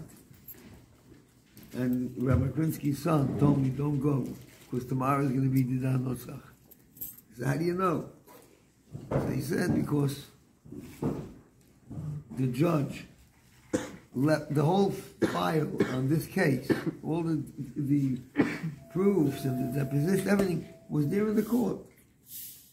Because he was very busy with a different major case. But now, before he went for Chorah in December home, he took home that file. So they understood he's going to work on that and come back to the thing. And he did. But the only thing is, somebody took them a day to type it up until he gave it, whatever. So the pilot was B'yam HaShlishi, Sholom Kislev. Now that day, Hey Tavis, this same Moshe Meir Vogel, was a shtickle korev of my marriage to Rabbi Krinsky. and he had it settled, or he had something he wanted to give in to the Rebbe, so he took it into Rabbi Krinsky next door. And Rabbi Krinsky was putting on his coat. It's 10:30 in the morning. He said, "Where are you going?" He said, "We're going to the court." They phoned up that they have the verdict. So he said, "Who's in the car?" Is the room for one more? And they took him. And he went. Yudel came out of the court, looked first page, and he looked to the back. He saw that, sucked in, and there was a cell phone in the car phone. The old cell phones, today, they're little. This was like a big contraption. In the Rebbe's car, there was a phone. Because if he had to contact, when I went to Greenland, he called up to the mosquitoes in the middle, from the oil. So Yudel Krinsky calls up the office, and Rabbi Klein answers the phone. He says he wants the Rebbe to know as soon as possible. Tell the Rebbe that he's down Notzach. You got the thing. So Rabbi Klein goes in, and there's a rule with the mosquitoes that if they knock on the door to go in, but if there's another mosquito that's in there already, you can go in. You don't have to knock. And Rabbi Groner was in there, working, whatever, not talking to the Rebbe. So Rabbi Klein walked in, and the Rebbe was fatigued in learning, like the middle Rebbe, like the Alter Rebbe. And didn't notice, so he banged his steps, walking up to the Rebbe's desk. No notice. He shook around a little. What could he do? He was there about 5, maybe 7, 8 minutes. Now, what he didn't know is that Rabbi Krinsky, after he called up the mosquitoes, right after that he called up the Rebbetzin. The Rebbetzin told Chaim Baruch Halberstam. Chaim Baruch Halberstam brought a big loudspeaker and music, and suddenly Rabbi Klein is standing there waiting to tell the Rebbe, and with the mold, with the ganze Chasana outside. So the Rebbe looked up and he says, "What's geschehen?" So he said, Yudel called up, and he said, "Let the Notzach came out the thing." So the Rebbe said, "Tell him when he comes here, he should bring it into me right away." And then they went back into his sefer. Back in there. So why did I tell you the story of the Alter Rebbe? The Rebbe was so, the Agmas Nefesh, the whole crank that we felt that whole year and a half until the download. They ever heard about it? It was immediately back in there. Let me know when he comes in. That doesn't have to waste an extra minute. But when a bacha was coughing through the mahogany thick doors and upstairs, that's the Rebbe heard. And he said, "Give him money." That's the thing. I was in Pittsburgh. He lives in Pittsburgh, Moshe Meir. It's hot here. So it was last Sukkot, not this year. And he asked me to Farbrengen. It's one of the days of Chol Hamoed. And I knew the story from him because they once brought me out there, "Hey, Davis." And he told the story. And he had the honey on the table. It's about 35 years ago. So I told him, "No, this year, you get a little tiny Rabbi. You couldn't make a leisure bazooka." And I wanted to save a little bit for my family that was back in the house. There was 1/4 of a drop. Everybody. It was like the Rebbe's matzah. I have this thing from the Rebbe's matzah from years ago. When it comes to the Seder, we are more, we still find a speck. Tiny little, tiny crumb. you still give out now? What? You still have now, like Rabbi's Matzah? You come to my Seder, we look, and some years you just notice there's something there. I'm talking about for one of the years. Keep the envelopes with a napkin or the plastic, and you just notice it. Talking about a speck, tiny speck. But you know something? You have the Rebbe. That's label Kaplan. You know label Kaplan from Tzvas. Oh, Shalom. Oh, Shalom. He was in my house. He visited London, I don't remember why. And I find him to come home. We was some event there. gelebt in London einmal. Crazy. And he came to my house. Label. I was some supper with him. He told me stories. He told me that when he went to Tzfaz, the Rebbe gave him a Tanya in Yechidus. A Spaka Tanya. And he came out, and the Tanya didn't look something modern about it. Didn't look like it's a new Tanya. So he opened it up, and he saw there's an inscription. Hakdoshim. Yom Gimel had a whole thing about the Sedra, the Sat Shalom Ba'aretz, things like this. These psukim, how much of psukim on B'chuk Koisai? And I think, if I remember correctly, it had Mem Shin on the bottom as well. So it looked like a Tanya, and it looked like it was a used Tanya. That's why he opened it up. So he told me Yom HaKalayim. So Yom HaKalayim said, I'll ask the Rebbe. And he took her back in, and he talked to the Rebbe, and the Rebbe said, Mishtas HaBegemein, and he gave him a different one, and he gave it to him. So Kaplan told me this story. I said, are you kidding me? I was going with sugar. So he said, I'll tell you a better story. They never gave him a pack of $100 bills. He took it. Maybe to himself, you know. He came out of Yechidus, and he saw it was $110 bills. He told me Yom, and Yom brought it in, and he came out with $1 bill. I screamed at him. But to myself, I said, that's why. He was not looking for the struggle. He was looking for them. You know, you have to know what you're looking for. You know what you're looking for.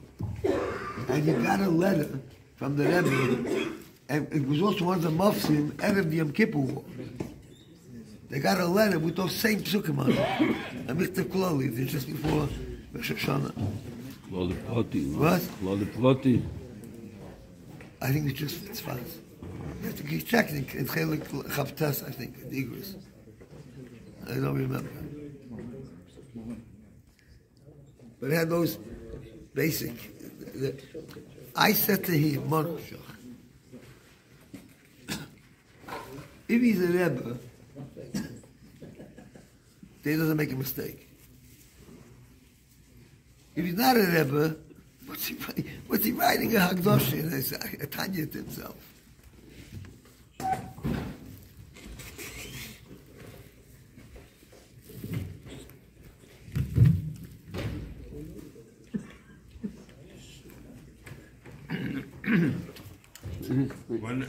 Eine von den guten Sachen von Gimel von Heitevis, also ich bin fast, I mean, we had not low, I remember that was my fast. Not the Rabbi is gewollt reden mit den lawyers. Große Maspirim, ja, von den gewollt reden. Da haben sie getroffen mit sich. Let them what? Da haben sie getroffen mit sich. Sie gewähnen inmitten, ich bin ohne schöne Sachen. Sie dürfen gar nicht maskieren. So getan, a talk for the case was supposed to start that he has to speak to the Rebbe. Doesn't have to go in the Kazanik and they'll talk to him, up to Sharainke. The Rebbe's Rosa from him. sagt er, hat ein größeres Problem. Not Louis. Not Louis, no. Der Rebbe hat ihn einreden, von der ersten Tag nach meistens der Rebbe schwerne sie der Reino. Sie hat mir dieselbe Sache. Der Zahler Sheni sagt dieselbe Sache. Also vierte Rebbe, das ist der Reino, und nachdem ist es dann gar nicht. Und mit Meile, so sei Jerusha, mit Meile. Ich darf helfen von Rebbe. And the Rebbe said, not who was my father, he spoke in English. I cannot in Yiddish or as a mayuchas, as I get a inuko. Sein Tat, Shmuel Levine is sein Affette. Das nicht von Ruin? Not Lewin, yeah. It's not Lewin, his name is Levin. Lewin, it's not Lewin, it's Levin. It's right by Rebbe, B'shat the Rebbe, the Rebbe the Shvene see the Reino. When meant the Rebbe? Rebbe, I promise you, we're gonna win. You what? We're gonna win.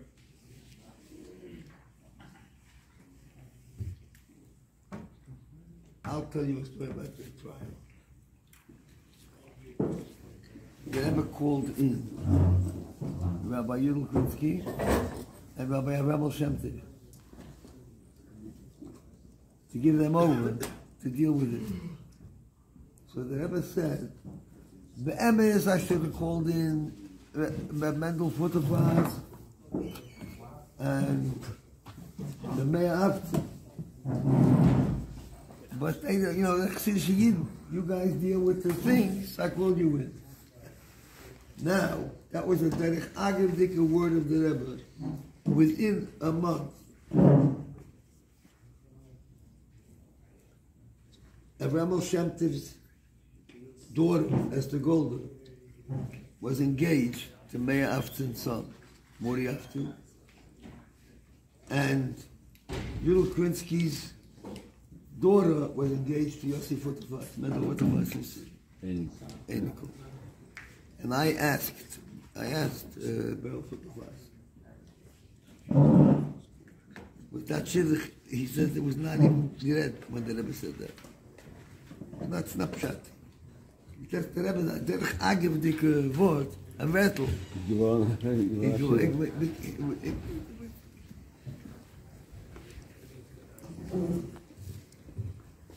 Ich denke doch nicht blind, wenn du gemacht die ganze sein Tevis, meine ganze Messiebe ist ja mit Sam. Die Lawyers und die nicht Luin hat gerecht. Was hat nicht Luin gesagt? Gesagt, er mag eine Machleikis in Teire, in Chumisch, was ist da früher? Ein Lawyer und ein Doktor haben sie gekriegt. Was? Ein Lawyer und ein Doktor haben sie gekriegt, wer ist früher in Teire?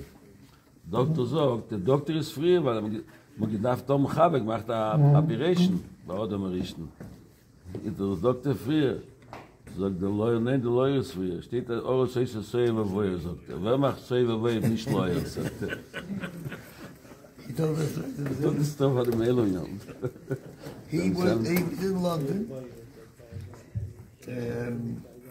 Right after the Didan Nosach, and he was staying with. We went out with Peter Combs over the shoulder. And Peter asked, did you consult the Rebbe? So he said they got messages, but one time they met the Rebbe. I think it was the other somewhere. And the Rebbe just told, he said, and what the Rebbe said, he said, the Rebbe told him one point, which didn't look so special. But it turned out that was the entirety of the Nusach, and that was the letter to Marx. So the Rebbe told them one thing, focus on the letter to Marx. That's what the Rebbe said. Alexander Marx. What? Alexander Marx. Yeah.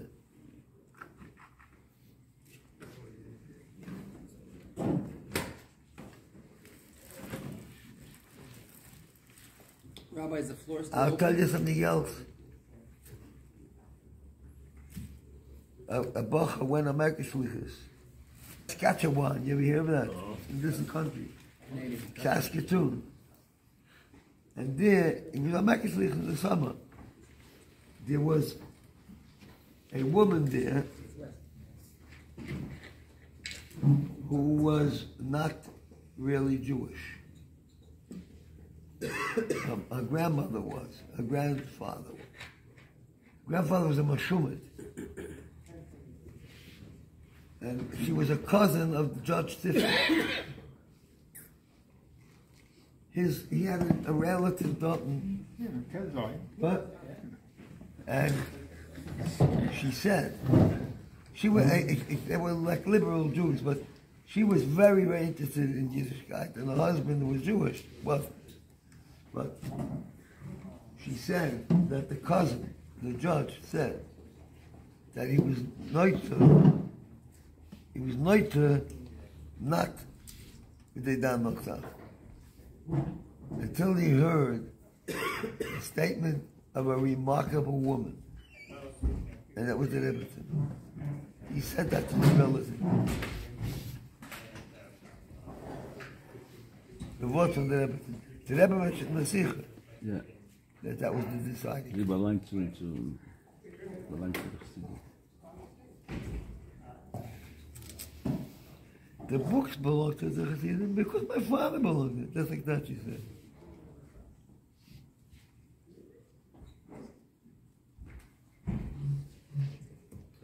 Yeah.